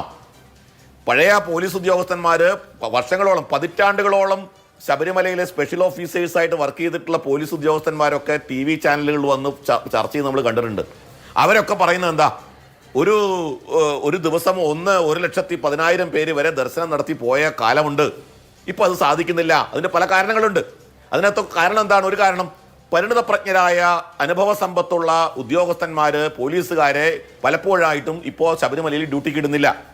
ശബരിമല അയ്യപ്പന്മാരെ സത്യം പറഞ്ഞാൽ പോലീസുകാര് അവർ പോലീസ് അയ്യപ്പന്മാരായിട്ടാണ് അവിടെ പ്രവർത്തിക്കാറുള്ളത്, വ്രതധാരികളായിട്ട് പോലീസ് അയ്യപ്പന്മാരായിട്ട്. അപ്പോൾ അവർക്കതൊരു സർവീസായിരുന്നു, ഒരു അയ്യപ്പനോടുള്ള ഭക്തി കൊണ്ടുകൂടി ചെയ്യുന്ന ഒരു പ്രവർത്തനമായിരുന്നു. അതിനവര് ചോദിച്ചു വാങ്ങുമായിരുന്നു ശബരിമല ഡ്യൂട്ടി. അങ്ങനെയാണ്. ഇപ്പൊ അങ്ങനെയല്ല. ഇപ്പോൾ ഉദ്യോഗസ്ഥന്മാര് ഒരു ഡ്യൂട്ടിക്ക് വരുന്ന ഒരു ആളുകൾ എന്നുള്ള നിലയ്ക്ക് അവർ വരുന്നു, അവരുടെ പരിചയക്കുറവുണ്ട്, അത്തരം കാര്യങ്ങളൊക്കെ ഒരുപാട് വിദഗ്ധന്മാർ പറഞ്ഞിട്ടുണ്ട്. ഇനി 2, ഇപ്പോ പറയുന്നത് എന്താ, ഇപ്പോൾ കോടതിയുടെ ഇടപെടലുണ്ടായി. അഭിലാഷെ, സുഗമമായിരിക്കും ഇനിയുള്ള ദിവസം. കാരണം എന്താ, 70,000 പേരാണ് വെർച്വൽ ക്യൂ ബുക്കിങ്ങിലൂടെ വരിക. 5,000 പേര് ഇപ്പോൾ തിങ്കളാഴ്ച വരെയാണെങ്കിലും 5,000 പേര് സ്പോട്ട്. സുഗമമാണ്. കാരണം 1 ലക്ഷം പേർക്ക് വരാവുന്ന ഒരു സ്ഥലത്ത് 70,000 പേരിലോ 75,000 പേരിലോ റെസ്ട്രിക്ട് ചെയ്താൽ പിന്നെ സുഗമമാണ്. അതിലിപ്പോൾ ആർക്കെങ്കിലും ക്രെഡിറ്റ് അടിക്കാനുണ്ടോ? ആരുടെയെങ്കിലും മേന്മയാണെന്ന് ധരിക്കാനുണ്ടോ? ഇല്ല. കാരണം നിങ്ങൾ പരമാവധി ആളുകളെ, ഇപ്പോൾ ഇവിടെ തന്നെ 19 മണിക്കൂറാണ് ദർശന സമയം എന്നാണ് ഞാൻ വിചാരിക്കുന്നത്. അതിന് സബ്ജക്ട് ടു കറക്ഷൻ, 18 ആണോ 19 ആണോ എന്നെനിക്ക് കൃത്യമായിട്ട് ഞാനിപ്പോൾ അത് കണ്ണനോട് ചോദിച്ചാൽ മനസ്സിലാവുമായിരിക്കാം. 19 മണിക്കൂറാണെങ്കിൽ 80 പേരെ കയറ്റാം എന്ന് കണ്ണനോട് പറഞ്ഞു. 80-85 പേരെ കയറ്റാം. അങ്ങനെയാണെങ്കിൽ 95,000 പേര് കയറും. നേരെ കണക്കല്ലേ? നിങ്ങൾ 1 മിനിറ്റിൽ 85 പേര് എന്ന് വെച്ചാൽ 19 മണിക്കൂറിൽ ഏകദേശം 95,000 പേരെ കയറ്റാം. ഇപ്പൊ നമ്മളിവിടെ റെസ്ട്രിക്ട് ചെയ്തേക്കണ എത്രയില്ല? 75,000 പേരിലാണ് ഇവിടെ. അപ്പോൾ യഥാർത്ഥത്തിൽ പരമാവധി അയ്യപ്പന്മാർക്ക് ദർശനം കിട്ടാനുള്ള സാഹചര്യം നിഷേധിക്കുകയാണ്. എന്തിന്റെ പേരിൽ? ഈ പറയുന്ന യാതൊരു തരത്തിലുള്ള മുന്നൊരുക്കമോ പ്ലാനിങ്ങോ ഇല്ലാത്തതിന്റെ പേരിൽ. ഇവിടെ ഹോൾഡ് ചെയ്യാം അയ്യപ്പന്മാരെ ഓരോ സ്ഥലത്തായിട്ട്. ഇപ്പൊ കോടതി തന്നെ പറഞ്ഞു, നിങ്ങൾ 6-7 സ്ഥലങ്ങൾ ഹോൾഡ് ചെയ്യാനുള്ള സ്ഥലങ്ങൾ, സെക്ടറുകൾ കണ്ടെത്തണം. അവിടെയൊക്കെ അയ്യപ്പന്മാർക്ക് സൗകര്യം കൊടുക്കണം. എവിടെയാണ് അഭിലാഷ സൗകര്യം ഉള്ളത്? ഇപ്പൊ ഈ പറയുന്ന ബേസ് ക്യാമ്പിൽ എന്ന് പറയുന്ന നിലയ്ക്കലിൽ വിരിവെക്കാൻ എത്ര പേർക്ക് വിരിവെക്കാനുള്ള സൗകര്യമുണ്ട്? അവിടെ എത്ര പേർക്ക് പ്രാഥമിക സൗകര്യങ്ങൾ നിർവഹിക്കാനുള്ള സൗകര്യമുണ്ട്? ഇതെല്ലാം നേരത്തെ മുൻകൂട്ടി കാണേണ്ടതായിരുന്നില്ലേ? എന്തുകൊണ്ട് കണ്ടില്ല? ഇപ്പോൾ വാസവൻ രാജിവെക്കണം എന്ന് ഞാൻ പറഞ്ഞത് ഇന്നല്ല. ഇപ്പോൾ ഇവിടെ ആരോ പറഞ്ഞ മാതിരി ഒരു കോൺഗ്രസ്സുകാരുടെ കൂടെ പാടുന്ന പാട്ടല്ല സുരേഷ്. ഇത് ഇന്നലെ തന്നെ ഞാൻ ഹിന്ദു ഐക്യവേദി ആവശ്യപ്പെട്ടതാ, വാസവൻ രാജിവെക്കണം. എന്തുകൊണ്ട് രാജിവെക്കണം എന്ന് ഞങ്ങൾ പറഞ്ഞല്ലോ, കൃത്യമാണല്ലോ. ഞങ്ങൾക്ക് ഇപ്പോൾ ദേവസ്വം ബോർഡ് പ്രസിഡന്റായി ഇന്നലെ ചാർജ് എടുത്ത ഒരു മനുഷ്യനെ നമുക്കിപ്പോൾ പറയാൻ നിവൃത്തിയില്ല. അദ്ദേഹമല്ല അതിന് ഉത്തരവാദി, ഡയറക്റ്റ് ഉത്തരവാദി അദ്ദേഹമാണെന്ന് പറയാൻ നിവൃത്തിയില്ല. അതിന് മുൻപുണ്ടായിരുന്ന ദേവസ്വം ബോർഡ്. അപ്പോൾ നിങ്ങളിവിടെ പറയുന്നത് അയ്യപ്പന്മാര് എല്ലാം സമർപ്പിക്കുന്നു, ആ അയ്യപ്പന്മാര് കൊടുക്കുന്നു, ക്ഷേത്രങ്ങൾക്ക് എല്ലാവരും ദാനം ചെയ്യുന്നുണ്ട്, ഒരു കുഴപ്പമില്ല, വിശ്വാസത്തിനൊരു കുഴപ്പമില്ല, വിശ്വാസത്തിനൊന്നൊരു കുഴപ്പമില്ല. പക്ഷേ വിശ്വാസപൂർവ്വം സമർപ്പിച്ചത് മുഴുവൻ നിങ്ങൾ അടിച്ചു കൊണ്ടുപോകല്ലേ? നിങ്ങളുടെ നേതാവ് ഇപ്പോൾ വാസു, CPM-ന്റെ നേതാവായിരുന്ന വാസു ജയിലിലാണ് സാർ. നിങ്ങളുടെ അടുത്ത നേതാവ് പത്മകുമാർ ജയിലിലേക്കുള്ള വഴിയിലാണ് സാർ. ഇത് വളരെ വ്യക്തമല്ലേ? നിങ്ങൾ പോറ്റി വളർത്തിയ ആളുകളൊക്കെ ഇപ്പോൾ ജയിലിലാണ് സാർ. അപ്പോൾ അയ്യപ്പന്മാരടക്കമുള്ള വിശ്വാസികൾ വിശ്വാസപൂർവ്വം സമർപ്പിച്ചത് കൊള്ളയടിക്കാൻ നിങ്ങൾ നേതൃത്വം കൊടുത്തു. നിങ്ങൾ എല്ലാവിധ സാഹചര്യങ്ങളും ഒരുക്കിയിട്ട് ഇവിടെ വന്നിട്ട് അയ്യപ്പന്മാരെ അല്ലെങ്കിൽ വിശ്വാസികളെ പറ്റിക്കുകയാണ്, വിശ്വാസികളിൽ തീ കോരിടുകയാണെന്ന് പറഞ്ഞിട്ട് വല്ല കാര്യമുണ്ടോ? അയ്യപ്പന്മാരടക്കമുള്ള വിശ്വാസികൾ അവർക്കൊരു വിശ്വാസമുണ്ട്. നിങ്ങൾ ഇനി എത്ര കഷ്ടപ്പെടുത്തിയാലും അവർ നാളെ വരും. കാരണം അവർ അയ്യപ്പനോടുള്ള വിശ്വാസം കൊണ്ടാണ് വരുന്നത്, ദേവസ്വം ബോർഡിനോടുള്ള വിശ്വാസം കൊണ്ടല്ല. ഇത് വളരെ വ്യക്തമാണ്. കോടതി അടക്കമാണ് സുരേഷ് കുമാരെ പറഞ്ഞിട്ടുള്ളത്. ഞങ്ങൾ മാത്രമല്ലോ, കോടതിയല്ലേ പറഞ്ഞത് നിങ്ങൾ എന്ത് ചെയ്യായിരുന്നു എന്ന് ചോദിച്ചത്. നിങ്ങളുടെ ദേവസ്വം ബോർഡ് പ്രസിഡന്റ് അല്ലേ പറഞ്ഞ ശബരിമലയിലെ സ്ഥിതി ഭയാനകമാണ്, ഞാൻ ഇന്നുവരെ കണ്ടിട്ടില്ല എന്ന് പറഞ്ഞത്. ശരി, അല്ല ഇപ്പോ അതിൽ ചില പ്രധാനപ്പെട്ട കാര്യങ്ങളുള്ളത്. ദേവസ്വം മന്ത്രിക്ക് തെരഞ്ഞെടുപ്പ് കമ്മീഷന്റെ വിലക്ക് മൂലം അവലോകന യോഗങ്ങളിൽ പങ്കെടുക്കാൻ കഴിഞ്ഞിരുന്നില്ല. ആ വിലക്ക് ഹൈക്കോടതി ഇളവ് ചെയ്യുന്നു. സന്നിധാനത്തും പുറത്തും അവലോകന യോഗങ്ങൾ വിളിക്കാം, ദേവസ്വം മന്ത്രിക്ക് വിളിക്കാം എന്ന് ഹൈക്കോടതി നിർദ്ദേശിച്ചിരിക്കുന്നു. ശബരിമലയിൽ ദേവസ്വം ബോർഡ് ഏർപ്പെടുത്തിയിട്ടുള്ള സൗകര്യങ്ങൾ അപര്യാപ്തമാണെന്ന് ഹൈക്കോടതി ആവർത്തിക്കുന്നു. 1000 ബയോ ടോയ്ലറ്റുകൾ കൂടി സ്ഥാപിക്കാൻ ഹൈക്കോടതി നിർദ്ദേശിച്ചിരിക്കുന്നു. അപ്പോൾ കോടതി ഉത്തരവിന് കൂടുതൽ വിശദാംശങ്ങൾ വരുമ്പോൾ കൂടുതൽ ഡിസിസീവ് ആയിട്ടുള്ള ആക്ഷൻസ് വേണ്ടിവരും. അത് കോടതി നിർദ്ദേശിക്കുന്നുണ്ട്. ഞാൻ ആ അവലോകന യോഗങ്ങളെ കുറിച്ചൊന്ന് പറഞ്ഞാൽ, കണ്ണൻ, സാധാരണ നിലയിൽ മുഖ്യമന്ത്രിമാർ തന്നെ പങ്കെടുക്കുന്ന അവലോകന യോഗങ്ങൾ ഉണ്ടാകാറുണ്ടായിരുന്നു പമ്പയിലും ഒക്കെ. എന്ന് മാത്രമല്ല, എനിക്കൊന്ന് ഒരിക്കൽ VS ശബരിമലയിലേക്ക് തന്നെ അവലോകന യോഗത്തിന് എത്തിയത്, മല കയറിയത് ഓർമ്മയിലുണ്ട്. പക്ഷെ ഇത്തവണ തദ്ദേശ തെരഞ്ഞെടുപ്പിന്റെ നോട്ടിഫിക്കേഷൻ വന്നത് സാങ്കേതികമായി ഉള്ള ഒരു കാലയളവ് നമ്മുടെ മുമ്പിലുണ്ട്. അതിനു മുമ്പും യോഗങ്ങളൊക്കെ നടത്താവുന്നതായിരുന്നല്ലോ. ദേവസ്വം മന്ത്രിയുടെ ഭാഗത്തുനിന്നും സർക്കാരിന്റെ ഭാഗത്തുനിന്നും ഒക്കെ അവലോകന യോഗങ്ങളിലൊക്കെ കുറവുണ്ടായിട്ടുണ്ടോ? അത് ഈ ദേവസ്വവുമായി ബന്ധപ്പെട്ട്, ശബരിമലയുമായി ബന്ധപ്പെട്ട് വന്ന വലിയ വിവാദങ്ങൾ, അതിന്റെ ഒരു പ്രക്ഷുബ്ധാവസ്ഥ തീർത്ഥാടനം സുഗമമാക്കുന്ന തരത്തിലുള്ള ഇടപെടലിന് വിഘാതമായി നിന്നോ? അതിന്റെ ഫോക്കസ് മാറിപ്പോയോ?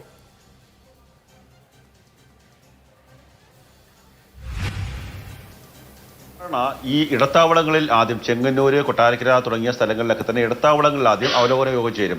അതിനുശേഷമാണ് പമ്പയിലേക്ക് എത്തി ദേവസ്വം മന്ത്രിയും മുൻകാലത്ത് പ്രയാർ ഗോപാലകൃഷ്ണൻ ദേവസ്വം ബോർഡ് പ്രസിഡന്റായിരിക്കുന്ന സമയത്ത് വിവാദമായ സംഭവം അറിയാം. പ്രയാർ ഗോപാലകൃഷ്ണനും മുഖ്യമന്ത്രി പിണറായി വിജയനും തമ്മിൽ വാക്കേറ്റം ഉണ്ടാകുന്ന സംഭവം വരെ ഉണ്ടായ ഒരു അവസ്ഥയുണ്ട്. അത് ഒരു അവലോകന യോഗത്തിലായിരുന്നു. അങ്ങനെയൊക്കെ അവലോകന യോഗങ്ങൾ നേരത്തെ നടന്നിട്ടുണ്ട്. പക്ഷേ എന്തുകൊണ്ടോ ഇത്തവണ അവലോകന യോഗം നടന്നില്ല. പക്ഷേ ഈ മാസം 14-ാം തീയതിയാണ് ദേവസ്വം മന്ത്രി VN വാസവനെ വിലക്കിക്കൊണ്ടുള്ള ഉത്തരവ് തെരഞ്ഞെടുപ്പ് കമ്മീഷന്റെ ഭാഗത്തു നിന്ന് വരുന്നത്.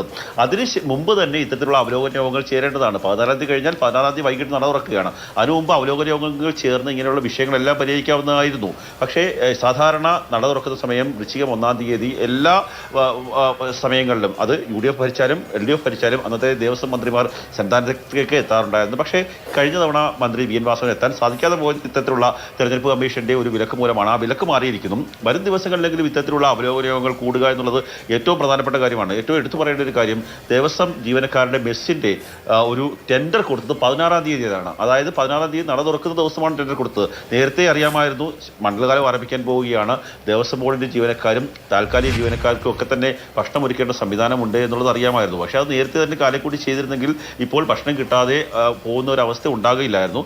അവലോകന യോഗങ്ങൾ കൂടാത്തത് വലിയ പ്രശ്നം തന്നെയാണ്. മുൻകാലങ്ങളിൽ കൃത്യമായിട്ടുള്ള അവലോകന യോഗങ്ങൾ ഉണ്ടായിട്ടുണ്ടായിരുന്നു. പക്ഷേ എന്തോ അറിയില്ല, ഇപ്പോഴത്തെ വിവാദങ്ങളൊക്കെ തന്നെ ആയിരിക്കാം അതിന് കാരണം. ആ അവലോകന യോഗങ്ങൾ കൂടാത്ത മൂലമുള്ള വിഷയങ്ങൾ തന്നെയാണ് ഇവിടെ പ്രതിഫലിച്ചിട്ടുള്ളത്.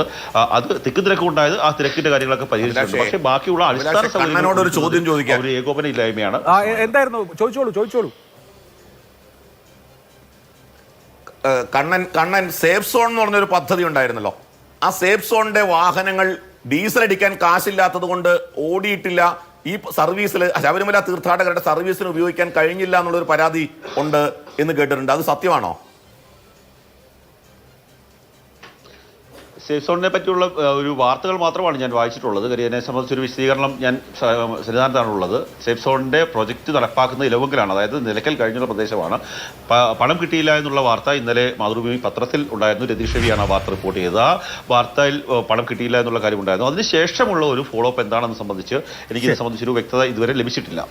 യെസ്, ശ്രീ വസന്ത് തെങ്ങുംപള്ളി, ഇവിടെ ഇപ്പോൾ ശബരിമല തീർത്ഥാടനം സുഗമമായി നടത്തൽ എന്ന് പറയുന്നത് സർക്കാരിന്റെ ഉത്തരവാദിത്വമോ അല്ലെങ്കിൽ ദേവസ്വം മന്ത്രിയുടെ വ്യക്തിപരമായ ഉത്തരവാദിത്വമോ മാത്രമല്ലല്ലോ. അതിനപ്പുറത്ത് നമ്മുടെ മൊത്തം സിസ്റ്റം എന്ന് പറയുന്നത് നമ്മളൊക്കെ കൂടി ഭാഗഭാക്കാവുന്ന സിസ്റ്റമാണ്.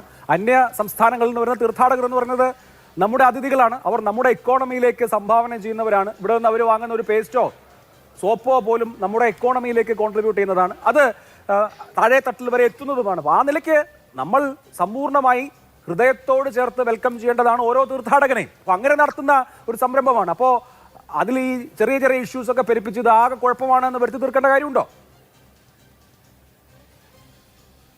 അല്ല അഭിലാഷ് നോക്കൂ, എൻ്റെ വീട്ടിൽ നിന്ന്, അതായത് കാഞ്ഞിരപ്പള്ളിയിൽ നിന്ന് ഏതാണ്ട് 30-40 കിലോമീറ്റർ അപ്പുറത്താണ് സന്നിധാനം. അപ്പോൾ ഈ കാഞ്ഞിരപ്പള്ളിയിലൂടെ കടന്നു പോകുന്ന അയ്യപ്പ ഭക്തർക്ക് ക്രിസ്ത്യൻ സംഘടനകൾ, മുസ്ലിം സംഘടനകളൊക്കെ വെള്ളം കൊടുക്കുക, വിരിക്കാനുള്ള അവസരം ഉണ്ടാക്കി കൊടുക്കുക ഒക്കെ നമ്മൾ കാണാറുണ്ട്, ഇപ്പോഴും അത് ചെയ്യാറുണ്ട്. പക്ഷെ സന്നിധാനത്തേക്ക് എത്തുമ്പോൾ, അതായത് നിലയ്ക്കൽ നിന്ന് അല്ലെങ്കിൽ സീതത്തോട് കഴിയുമ്പോൾ, എരുമേലി കഴിയുമ്പോഴൊക്കെ ഉള്ള സ്ഥലങ്ങളിൽ ഈ വെള്ളം കൊടുക്കുന്നതുമായി ബന്ധപ്പെട്ട് സർക്കാർ സന്നദ്ധ സംഘടനകളെ ഉപയോഗിച്ചിരുന്നു കഴിഞ്ഞ കാലങ്ങളിൽ.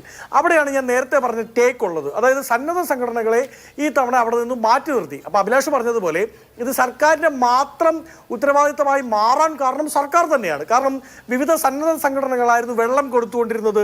അത് ജീരകവെള്ളം ഉണ്ടാവും, ചിലപ്പോൾ ഇഞ്ചി തിളപ്പിച്ച വെള്ളം ഉണ്ടാവും, ഇങ്ങനെയുള്ള വെള്ളങ്ങൾ കൊടുത്തിരുന്നത്. ചെറിയ ലഘുഭക്ഷണങ്ങൾ ഈ ക്യൂവിൽ നിൽക്കുന്ന, വരിയായ ക്യൂവിൽ നിൽക്കുക, 10,000-കണക്കിന് പേരാണ് ഒരു ക്യൂവിൽ ഉണ്ടാവുക. ആ ക്യൂവിൽ നിൽക്കുന്ന ഭക്തർക്ക് ആ സ്ഥലത്ത് എത്തിച്ചു കൊടുക്കണം. ഇപ്പം നിലവിൽ എന്താണ് ഉള്ളതെന്നറിയാമോ? ഈ മണ്ഡലകാലത്ത് ഒരു സ്ഥലത്ത് വെള്ളമുണ്ട്, അയ്യപ്പ ഭക്തർ വേണമെങ്കിൽ അവിടെ പോയി വെള്ളം എടുത്ത് കുടിച്ചോണം എന്നുള്ള നിലപാടാണുള്ളത്. അതായത് ഭക്തർ ക്യൂവിൽ നിൽക്കുന്നിടത്ത് വെള്ളം എത്തിച്ചു കൊടുക്കുന്നുണ്ടായിരുന്നില്ല. അപ്പോൾ അതൊക്കെ കൊടുത്തുകൊണ്ടിരുന്നത് ഈ സന്നദ്ധ സംഘടനകളാണ്. അവരെ എന്തിൻ്റെയൊക്കെയോ പേരിൽ എന്തൊക്കെയോ ടെക്നിക്കാലിറ്റി പറഞ്ഞ് സർക്കാർ മാറ്റി നിർത്തി. അതെന്തിനാണ് എന്ന് വിശദീകരിക്കേണ്ട സർക്കാരാണ്. അല്ലാത്ത പക്ഷം ഉത്തരവാദിത്തം പൂർണ്ണമായും സർക്കാരിൻ്റെതാണ്. ഞാൻ നേരത്തെ പറഞ്ഞു ടാക്സ് പണം, ആ ടാക്സ് പണം ഈ പറയപ്പെടുന്ന അയ്യപ്പ ഭക്തരുടെ അടുത്ത് കൂടിയാണ്. അപ്പൊ സർക്കാരിനാണ് പൂർണ്ണമായും ഉത്തരവാദിത്തം. അതിൽ കേരളത്തിന്റെ ഹൈക്കോടതിക്കോ അഭിലാഷിനോ എനിക്കോ ഒന്നും ചെയ്യാനില്ല. ഇനി ഇപ്പൊ നേരത്തെ അഭിലാഷ് ആശാവകമായ ഒരു കാര്യം പങ്കുവച്ചു, ഏത് ഈ തെരഞ്ഞെടുപ്പ് ചട്ടലംഘനം ഒഴിവാക്കി കൊടുക്കുകയാണ്, അതിൻ്റെ അകത്തൊരു റിലാക്സേഷൻ കൊടുക്കുകയാണ് സർക്കാർ, ക്ഷമിക്കുക, കേരളത്തിന്റെ ബഹുമാനപ്പെട്ട ഹൈക്കോടതി എന്ന്. പക്ഷെ നോക്കൂ, ഈ 14-ാം തീയതി നട തുറക്കുകയാണ്. എന്നാണ് പെരുമാറ്റച്ചട്ടം വരുന്നത്? പെരുമാറ്റച്ചട്ടം വരുന്നത് നവംബർ 10-ാം തീയതി അർദ്ധരാത്രി മുതലാണ്. അതായത് 4 ദിവസം കൊണ്ട് മാത്രം ഇവരെന്തു മലമറിക്കാനാണ് കാത്തിരുന്നത്? ഇവർക്കൊരു പക്ഷേ ഈ പെരുമാറ്റച്ചട്ടം ഉണ്ടായിരുന്നില്ല എന്നിരിക്കട്ടെ ശ്രീ അഭിലാഷ്, എന്തെങ്കിലും കാരണത്താൽ ഈ തദ്ദേശ സ്വയംഭരണ തെരഞ്ഞെടുപ്പിന്റെ നോട്ടിഫിക്കേഷൻ കുറച്ചുകൂടി മുമ്പോട്ട് പോയിരുന്നു എന്നിരിക്കട്ടെ. അങ്ങനെ പോയിരുന്നെങ്കിൽ ഈ ദീസ് 4 days ഏതാണ്ട് 48, 80, 92 മണിക്കൂറുകൾ, ആ മണിക്കൂറുകൾ കൊണ്ട് എന്ത് മറിമായം കാണിക്കാനാണ് ഇവർ കാത്തിരുന്നത്? എന്ത് മായാജാലമാണ് ഇവർക്ക് കാണിക്കാൻ സാധിക്കുമായിരുന്നത്? ഇവരുടെ കയ്യിൽ എന്താ മറ്റേ മായാവിയുടെ മാന്ത്രിക വടി ഉണ്ടായിരുന്നോ? ഇല്ലല്ലോ. അപ്പോൾ ഇവർ ബോധപൂർവം അലംഭാവം വരുത്തിയതാണ്. അത് ബോധപൂർവമുള്ള അലംഭാവമല്ല, ഇവർ നടത്തിയ കൊള്ളയുടെ പേരിൽ. ഞാൻ നേരത്തെ സൂചിപ്പിച്ചതുപോലെ അരവണ മുതൽ അയ്യപ്പനെ വരെ അടിച്ചു മാറ്റാൻ ഇവർ നടത്തിയ പദ്ധതിയുടെ പേരിൽ ഇവർ കുരുക്കിലായപ്പോൾ ആ അങ്കലാപ്പിൽപ്പെട്ട് ഇവർക്ക് എന്ത് ചെയ്യണമെന്ന് അറിയാൻ പറ്റാതെ നിലാവ് തഴിച്ചുവിട്ട കോഴികളെ പോലെ ദേവസ്വം ബോർഡും അതിൻ്റെ ജീവനക്കാരും അതിൻ്റെ പ്രസിഡന്റും അതിൻ്റെ മന്ത്രിയും ഓടി നടക്കുകയായിരുന്നു. അവർക്കൊന്നും ചെയ്യാനേ സാധിച്ചില്ല. 4 ദിവസം കൂടി എക്സ്റ്റെൻഡ് ചെയ്ത് കൊടുത്തിരുന്നെങ്കിൽ അയ്യപ്പ ഭക്തർക്ക് എല്ലാവർക്കും വിരിവെക്കാനും താമസ സൗകര്യം കൊടുക്കാനും ക്യൂവിൽ നിൽക്കുന്ന എല്ലാവർക്കും അതാത് സ്ഥലങ്ങളിൽ കൊണ്ടുപോയി ലഘുഭക്ഷണവും ഈ പറയുന്ന വെള്ളവും ഒക്കെ എത്തിച്ചു കൊടുക്കാൻ ഇവർക്ക് സാധിക്കുമായിരുന്നു എന്ന പ്രതീക്ഷ നമുക്കില്ല. 2, എൻ്റെ സ്നേഹിതൻ ശ്രീ സുരേഷ് കുമാർ, അദ്ദേഹം ജില്ലാ പഞ്ചായത്ത് മെമ്പർ കൂടിയാണ്. അപ്പോൾ അദ്ദേഹത്തിന് ഈ പറയുന്ന വിഷയങ്ങളൊന്നും അറിയാത്തതല്ല. ശ്രീ സുരേഷ് കുമാർ പറഞ്ഞത് ഇത് കാനന ക്ഷേത്രമാണത്രേ. കാനന ക്ഷേത്രമായതുകൊണ്ട് അവിടെ ചില പരിമിതികളുണ്ട്. മുൻകാലത്ത് ഇതെന്താ കാനന ക്ഷേത്രമായിരുന്നില്ലേ സുരേഷ് കുമാർ? നിങ്ങളുടെ സർക്കാർ വന്നതിന് ശേഷമാണോ അവിടെ ഈ കിളികൾ അവരുടെ ഈ ഭക്ഷണം കഴിച്ച് കുരുക്കൾ കൊണ്ടുപോയി ഛർദ്ദിച്ചിട്ട് അത് പെട്ടെന്ന് അവിടെ നിന്ന് പൊട്ടിമുളച്ച് അവിടെ മുഴുവൻ മരങ്ങളുണ്ടായി, കാടുണ്ടായി, തിങ്ങി അതൊരു കാനന ക്ഷേത്രമായി മാറിയത്? അല്ലല്ലോ. UDF ഭരിക്കുമ്പോഴും അച്യുതാനന്ദൻ ഭരിക്കുമ്പോഴും നായനാർ ഭരിക്കുമ്പോഴും ഒക്കെ അതൊരു കാനന ക്ഷേത്രമല്ലേ? അല്ലേ? ആ കാലത്ത് ഒന്നും ഉണ്ടാവാത്തൊരു പ്രശ്നം ഇപ്പോഴെങ്ങനെയാണ് ഉണ്ടായത്? 2, കാനന ക്ഷേത്രത്തിൽ അടിസ്ഥാനമായ വെള്ളം, ആ വെള്ളം എത്തിച്ചു കൊടുക്കാൻ എന്താ നിങ്ങൾക്ക് സാധിക്കാത്തത്? കാനന ക്ഷേത്രത്തിൽ അടിസ്ഥാനമായ ഒരു മനുഷ്യന്റെ വിസർജ്യത്തിന് ആവശ്യമായ കാര്യം അത് കൊടുക്കാൻ എന്താ സാധിക്കാത്തത്? ഒരു കാര്യം കൂടി ശ്രീ അഭിലാഷ്, ഒരേ ഒരു കാര്യം കൂടി. നേരത്തെ ശ്രീ സുരേഷ് കുമാർ പറഞ്ഞു, നിങ്ങൾ ഇതൊക്കെ പറയുമ്പോഴും, കോൺഗ്രസും BJPയും ഒക്കെ ഇതൊക്കെ പറയുമ്പോഴും നിങ്ങൾ രക്തരൂക്ഷിതമാക്കാൻ ശ്രമിച്ചുകൊണ്ടിരിക്കുന്ന സമയത്തും അതാ അവിടെ പണം വന്ന് കുമിഞ്ഞുകൂടുകയാണ് എന്ന് നാണമാവുന്നില്ലേ? അവിടെ വരുന്ന പണത്തെ പറ്റിയാണോ നിങ്ങളുടെ ബോധം? നിങ്ങളെപ്പറ്റി എനിക്ക് അത്ഭുതമില്ല. കാര്യം റഷ്യൻ വിപ്ലവത്തിന്റെ ഭാഗമായി അത് ഇവിടെ ഉടലെടുത്ത കമ്മ്യൂണിസ്റ്റ് പ്രസ്ഥാനമാണല്ലോ. റഷ്യൻ വിപ്ലവ സമയത്ത് അവിടെ ഉണ്ടായിരുന്ന 54,000 പള്ളികളും 17,000 ദേവാലയങ്ങളും കൊള്ളയടിച്ചവരാണ് കമ്മ്യൂണിസ്റ്റുകാർ. അവിടുത്തെ State Bank of Russian Empire അത് കൊള്ളയടിച്ചവരാണ് നിങ്ങൾ. അതിന്റെ പിൻതലമുറക്കാർ ഇന്നിതാ കേരളത്തിൽ അമ്പലങ്ങൾ കൊള്ളയടിക്കുന്നു, സഹകരണ ബാങ്കുകൾ കൊള്ളയടിക്കുന്നു. അതായത് നിങ്ങളുടെ പൂർവികർ റഷ്യയിൽ എന്താണോ ചെയ്തത് അത് നിങ്ങൾ കേരളത്തിലും ചെയ്യുന്നു. എന്തായാലും ഈ അയ്യപ്പ സേവാ സംഘവും അയ്യപ്പ സേവാ സമാജവും അടക്കമുള്ള സന്നദ്ധ സംഘടനകളെ ഒഴിവാക്കിയത് കോടതി ഉത്തരവാണെന്നാണ് ഞാൻ മനസ്സിലാക്കുന്നത്. എന്തായാലും എല്ലാവർക്കും ഓരോരോ കോൺട്രിബ്യൂഷൻ ഓരോ കാര്യത്തിലും ചെയ്യാനുണ്ട്. ഇവിടെ ഇപ്പോ അഭിലാഷേ ആ അഭിലാഷേ അങ്ങനെയല്ല, പറഞ്ഞോളൂ. അഭിലാഷേ അങ്ങനെയല്ല. കോടതിയുടെ ഉത്തരവ് അവർ വാങ്ങിയെടുക്കുകയായിരുന്നു. കോടതി ഉത്തരവിട്ടല്ലോ. ഹലോ ഹലോ അഭിലാഷ് കേൾക്കാമോ? ആ ഞാൻ പറഞ്ഞത് കേൾക്കാമോ? കേൾക്കാം. ഞാൻ പറഞ്ഞത് അവര് ആദ്യം ഒഴിവാക്കിയതിനെ സംബന്ധിച്ച് കോടതിയിൽ അതിന് കൗണ്ടർ ചെയ്തപ്പോൾ കോടതി ദേവസ്വം ബോർഡിന്റെ തീരുമാനമാണ് അന്തിമം എന്നുള്ള നിലയ്ക്ക് കോടതി അതിനെ അനുവദിക്കുകയായിരുന്നു. ഇവരുടെ താല്പര്യമാണ്, ഇവരുടെ താല്പര്യത്തിനനുസരിച്ചിട്ടാണ് അവർ കോടതി പോയത് ഒഴിവാക്കിക്കൊണ്ട്. ശരി, അതിനവർ പല കാരണങ്ങളും പല ന്യായങ്ങളും പറഞ്ഞിരുന്നു. അതിനെ കോടതി അംഗീകരിക്കുകയാണ് ചെയ്തത്. അത്രേ ഉള്ളൂ. കോടതിയുടെ താല്പര്യമല്ല, അതിന് കോടതി വിധി ഉണ്ട് എന്ന് ഇപ്പൊ ന്യായം പറയുന്നു. കോടതി വിധി ഉണ്ട്. ഇപ്പൊ കോടതി വിധിയുടെ മറവിൽ അവരതിനെ ന്യായീകരിക്കുന്നു. ശരി, ഓക്കെ. ഇവിടെ ശ്രീ സുരേഷ് കുമാർ, ഒന്ന് ഇപ്പോൾ വളരെ തെരഞ്ഞെടുപ്പ് കാലം എന്നൊരു സെൻസിറ്റിവിറ്റി അവിടെ ഉണ്ട്. ഈ തീർത്ഥാടനം മണ്ഡലപൂജ കഴിഞ്ഞ് മകരവിളക്കും കഴിഞ്ഞ് ഈ ശബരിമല സീസൺ നല്ലതുപോലെ ഭക്തർക്ക് നല്ല നിലയ്ക്ക് ദർശനം നടത്തി മലയിറങ്ങാൻ കഴിയുന്ന വിധത്തിൽ പൂർത്തീകരിക്കുക എന്നുള്ളത് രാഷ്ട്രീയമായി കൂടി ഭരണമുന്നണിയുടെ ബാധ്യതയാണ്. അവിടെ തിക്കും തിരക്കുമോ ഏതെങ്കിലും തരത്തിലുള്ള അനിഷ്ട സംഭവങ്ങളോ മറ്റു കാര്യങ്ങളോ ഒന്നും ഉണ്ടാവാതിരിക്കൽ എന്ന് പറയുന്നത് നിങ്ങളെ സംബന്ധിച്ച് വളരെ വളരെ പ്രധാനപ്പെട്ട കാര്യമാണ്.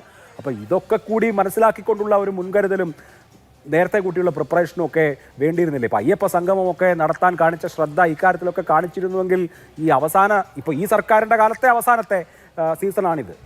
ശ്രീ അഭിലാഷ്, ഞാൻ അതിൽ കൃത്യമായി മറുപടി പറയാം. അതിനു മുൻപ് ബഹുമാനപ്പെട്ട BJP-യുടെയും കോൺഗ്രസിൻ്റെയും പ്രതിനിധികൾ ഇവിടെ പറഞ്ഞ ചില കാര്യങ്ങൾക്ക് മറുപടി പറയാൻ എനിക്ക് അവസരം തരണം.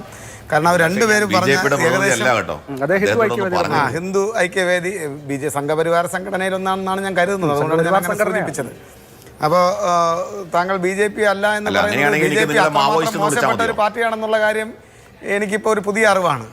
അതെന്തായിരുന്നാലും പൊളിറ്റിക്കൽ പാർട്ടിയല്ല, മോശപ്പെട്ട പാർട്ടിയാണെന്നുള്ള അർത്ഥത്തിലല്ലോ. താങ്കൾ ആവർത്തിച്ചല്ല, ഞാൻ BJP-യുടെ പ്രതിനിധിയല്ല, ഞാൻ BJP-യുടെ പ്രതിനിധിയല്ല എന്ന് ആവർത്തിച്ച് ഓർമ്മിപ്പിക്കേണ്ട കാര്യമില്ല.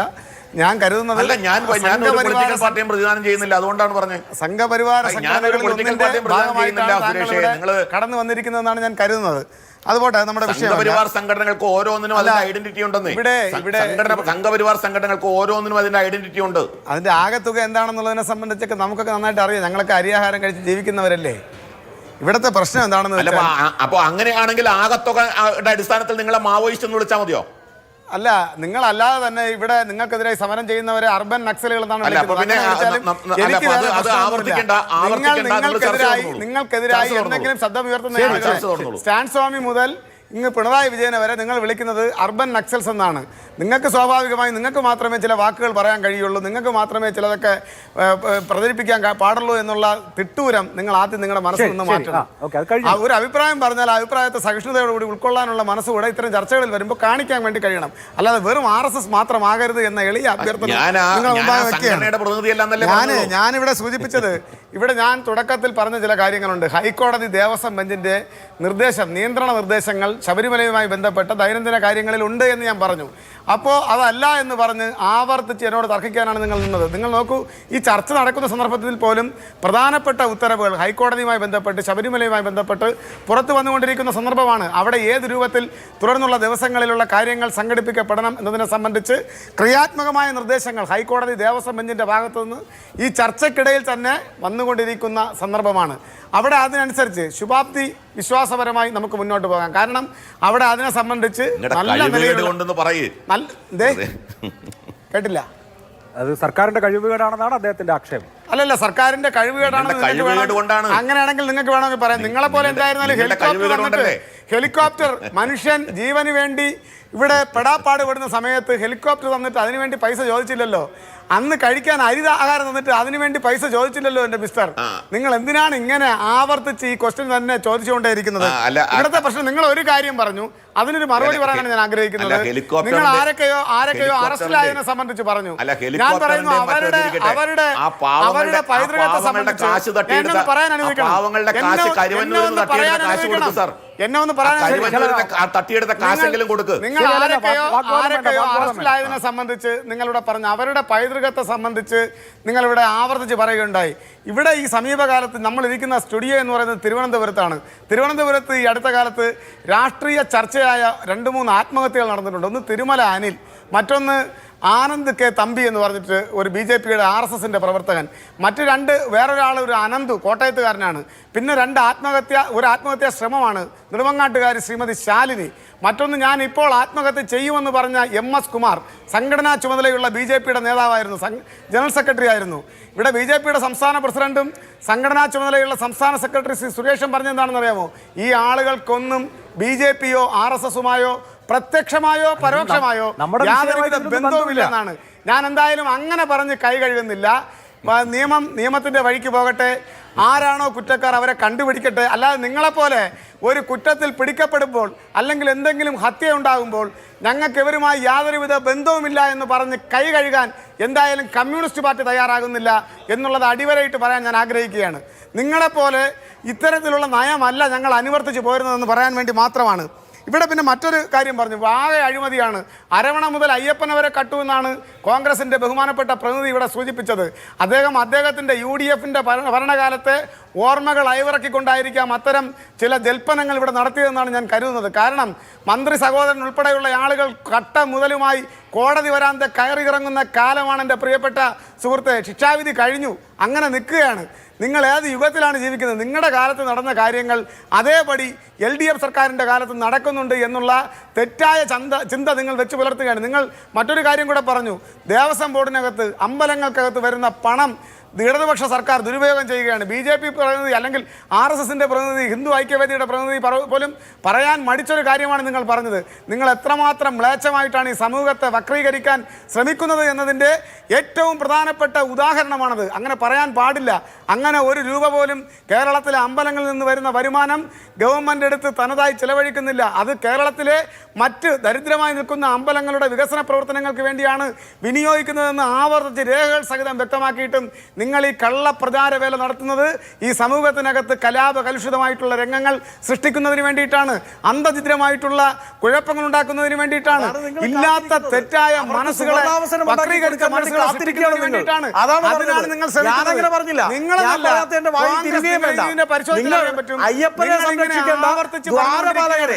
അയ്യപ്പനെ സംരക്ഷിക്കേണ്ട സംരക്ഷകരായ ദ്വാരപാലകരെ അടിച്ചോണ്ട് പോയി എന്നാണ് പറഞ്ഞത്. അല്ലാതെ ദേവസ്വം ബോർഡ് അവിടുത്തെ പൈസ എടുത്ത് ദുരുപയോഗം ചെയ്തു എന്ന വാദമൊന്നും ഞാൻ പറഞ്ഞില്ല. എന്റെ വായിലോട്ട് തിരിയാൻ നിൽക്കണ്ട. അങ്ങയുടെ കയ്യിൽ വെച്ചാൽ മതി. എല്ലാ വായും തിരികണ്ട ജൽപ്പനങ്ങളായി പുറത്തു വരുന്നത്. നിങ്ങൾ 9.5 വർഷമായി അധികാരത്തിന്റെ പടിക്ക് പുറത്താണ്. ആ പടിക്ക് പുറത്ത് നിൽക്കുന്നതിന്റെ അലോസരതയാണ് നിങ്ങളുടെ വാക്കുകളിലൂടെ പ്രകടമാകുന്നത്. ഇനി നിങ്ങൾ എത്ര കിണഞ്ഞു പരിശ്രമിച്ചാലും നിങ്ങൾ കേരളത്തിന്റെ അധികാരത്തിലേക്ക് എത്താൻ പോകുന്നില്ല. കാരണം അത്രമാത്രം വെറുക്കപ്പെട്ടവരായി ഐക്യജനാധിപത്യ മുന്നണിയും ഇന്ത്യൻ നാഷണൽ കോൺഗ്രസും മാറിയിരിക്കുകയാണ്. ഇപ്പൊ നോക്കൂ, തദ്ദേശ സ്വയംഭരണ സ്ഥാപനങ്ങളിലേക്ക് സ്ഥാനാർത്ഥികളെ പ്രഖ്യാപിക്കുമ്പോൾ അവിടെ പോലീസിനിടേണ്ടി വരെയാണ്. ആ കൂട്ടയടി ഒഴിവാക്കുന്നതിന് വേണ്ടി പോലീസിനിടേണ്ടി വരികയാണ്. രാഷ്ട്രീയ പ്രസ്ഥാനത്തിന്റെ അപജയം ആ പ്രസ്ഥാനത്തിന്റെ ഭാഗമായി വന്നതെന്ന് നിങ്ങൾ മറ്റുള്ളവരുടെ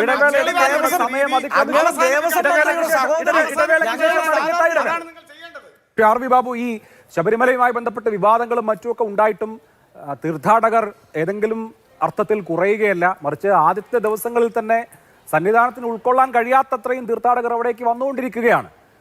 അപ്പോൾ ഈ തീർത്ഥാടനം സുഗമമായ അനിഷ്ട സംഭവങ്ങളില്ലാതെ രാഷ്ട്രീയ പ്രതിഷേധങ്ങളോ മറ്റു തരത്തിൽ തീർത്ഥാടകർക്ക് ബുദ്ധിമുട്ടുണ്ടാകുന്ന കാര്യങ്ങളോ ഒന്നും ഇല്ലാതെ പരിസമാപിക്കേണ്ടത് എല്ലാവരുടെയും ആവശ്യമല്ലേ?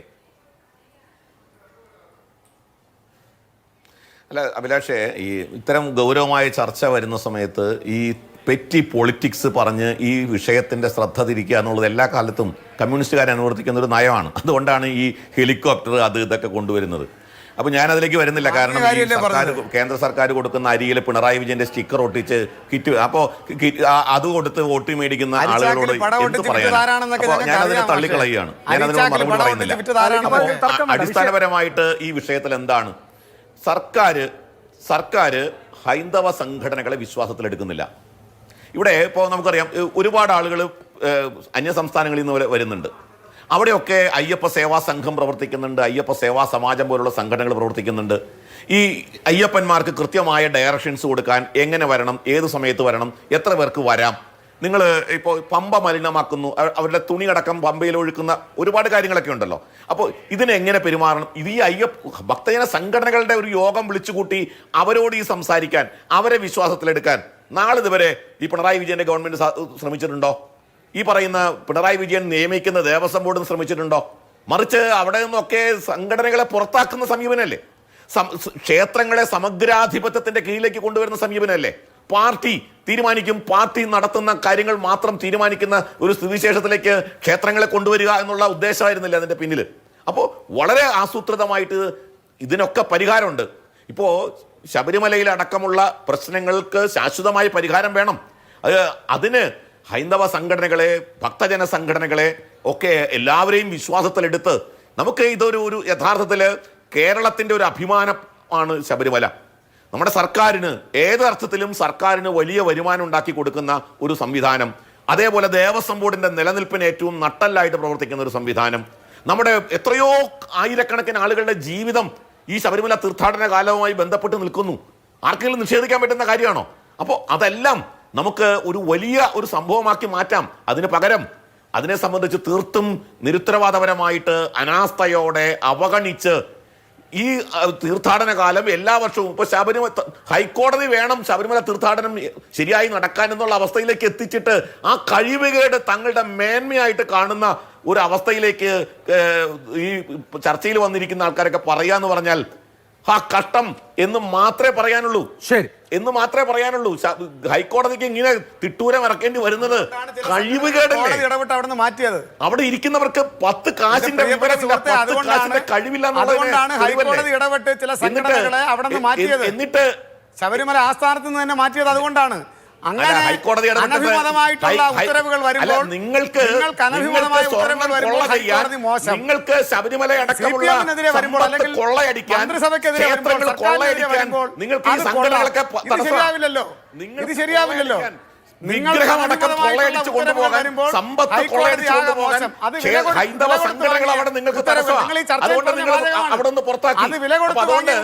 നിങ്ങൾ ആദ്യം ക്ഷേത്രത്തിലെ സമ്പത്ത് ആ വാസുവിനോട് കൊണ്ടുപോയ ആ വാസുവിനോട് പത്മകുമാറിനോടും അയ്യപ്പന്റെ വിഗ്രഹം, യഥാർത്ഥ വിഗ്രഹം കൊണ്ടുവന്ന് വെക്കാൻ പറയും. അയ്യപ്പന്റെ സ്വർണ്ണപ്പാളി കൊണ്ടുവന്ന് വെക്കാൻ പറയും. നിങ്ങളുടെ സഖാവല്ലേ, നിങ്ങളുടെ പാർട്ടി സഖാവല്ലേ, ആ പാർട്ടി സഖാവിനോട് പറയേ അയ്യപ്പന്റെ വസ്തുക്കൾ കൊണ്ടുവന്ന് വെക്കാൻ, അടിച്ചുകൊണ്ടുപോയത് മുഴുവൻ എടുത്ത് കൊണ്ടുവന്ന് വെക്കാൻ പറയേ, തിരിച്ചു കൊണ്ടുവന്ന് വെക്കാൻ പറയേ, വിശ്വാസികളോട് മാപ്പ് പറയാൻ പറയേ, വിശ്വാസികളോട് മാപ്പ് പറയേ, നിങ്ങൾ പറഞ്ഞതാണ് വിശ്വാസികളോട് മാപ്പ് പറയണം. എന്തെങ്കിലും സർക്കാരുമായി ബന്ധപ്പെട്ട് വന്ന ഉത്തരവ് അനുകമ്പ ക്ഷേത്രവിശ്വാസികളോടുണ്ടെങ്കിൽ വില കൊടുത്ത് വാങ്ങിയത് ഇതെങ്ങനെ ശരിയാകും? അതൊന്ന് പറയണം ആദ്യം. ശരി, ആർ വി ബാബു മറുപടി പറയേണ്ടത് വില കൊടുത്ത് വാങ്ങിയതാണ്. അതെങ്ങനെ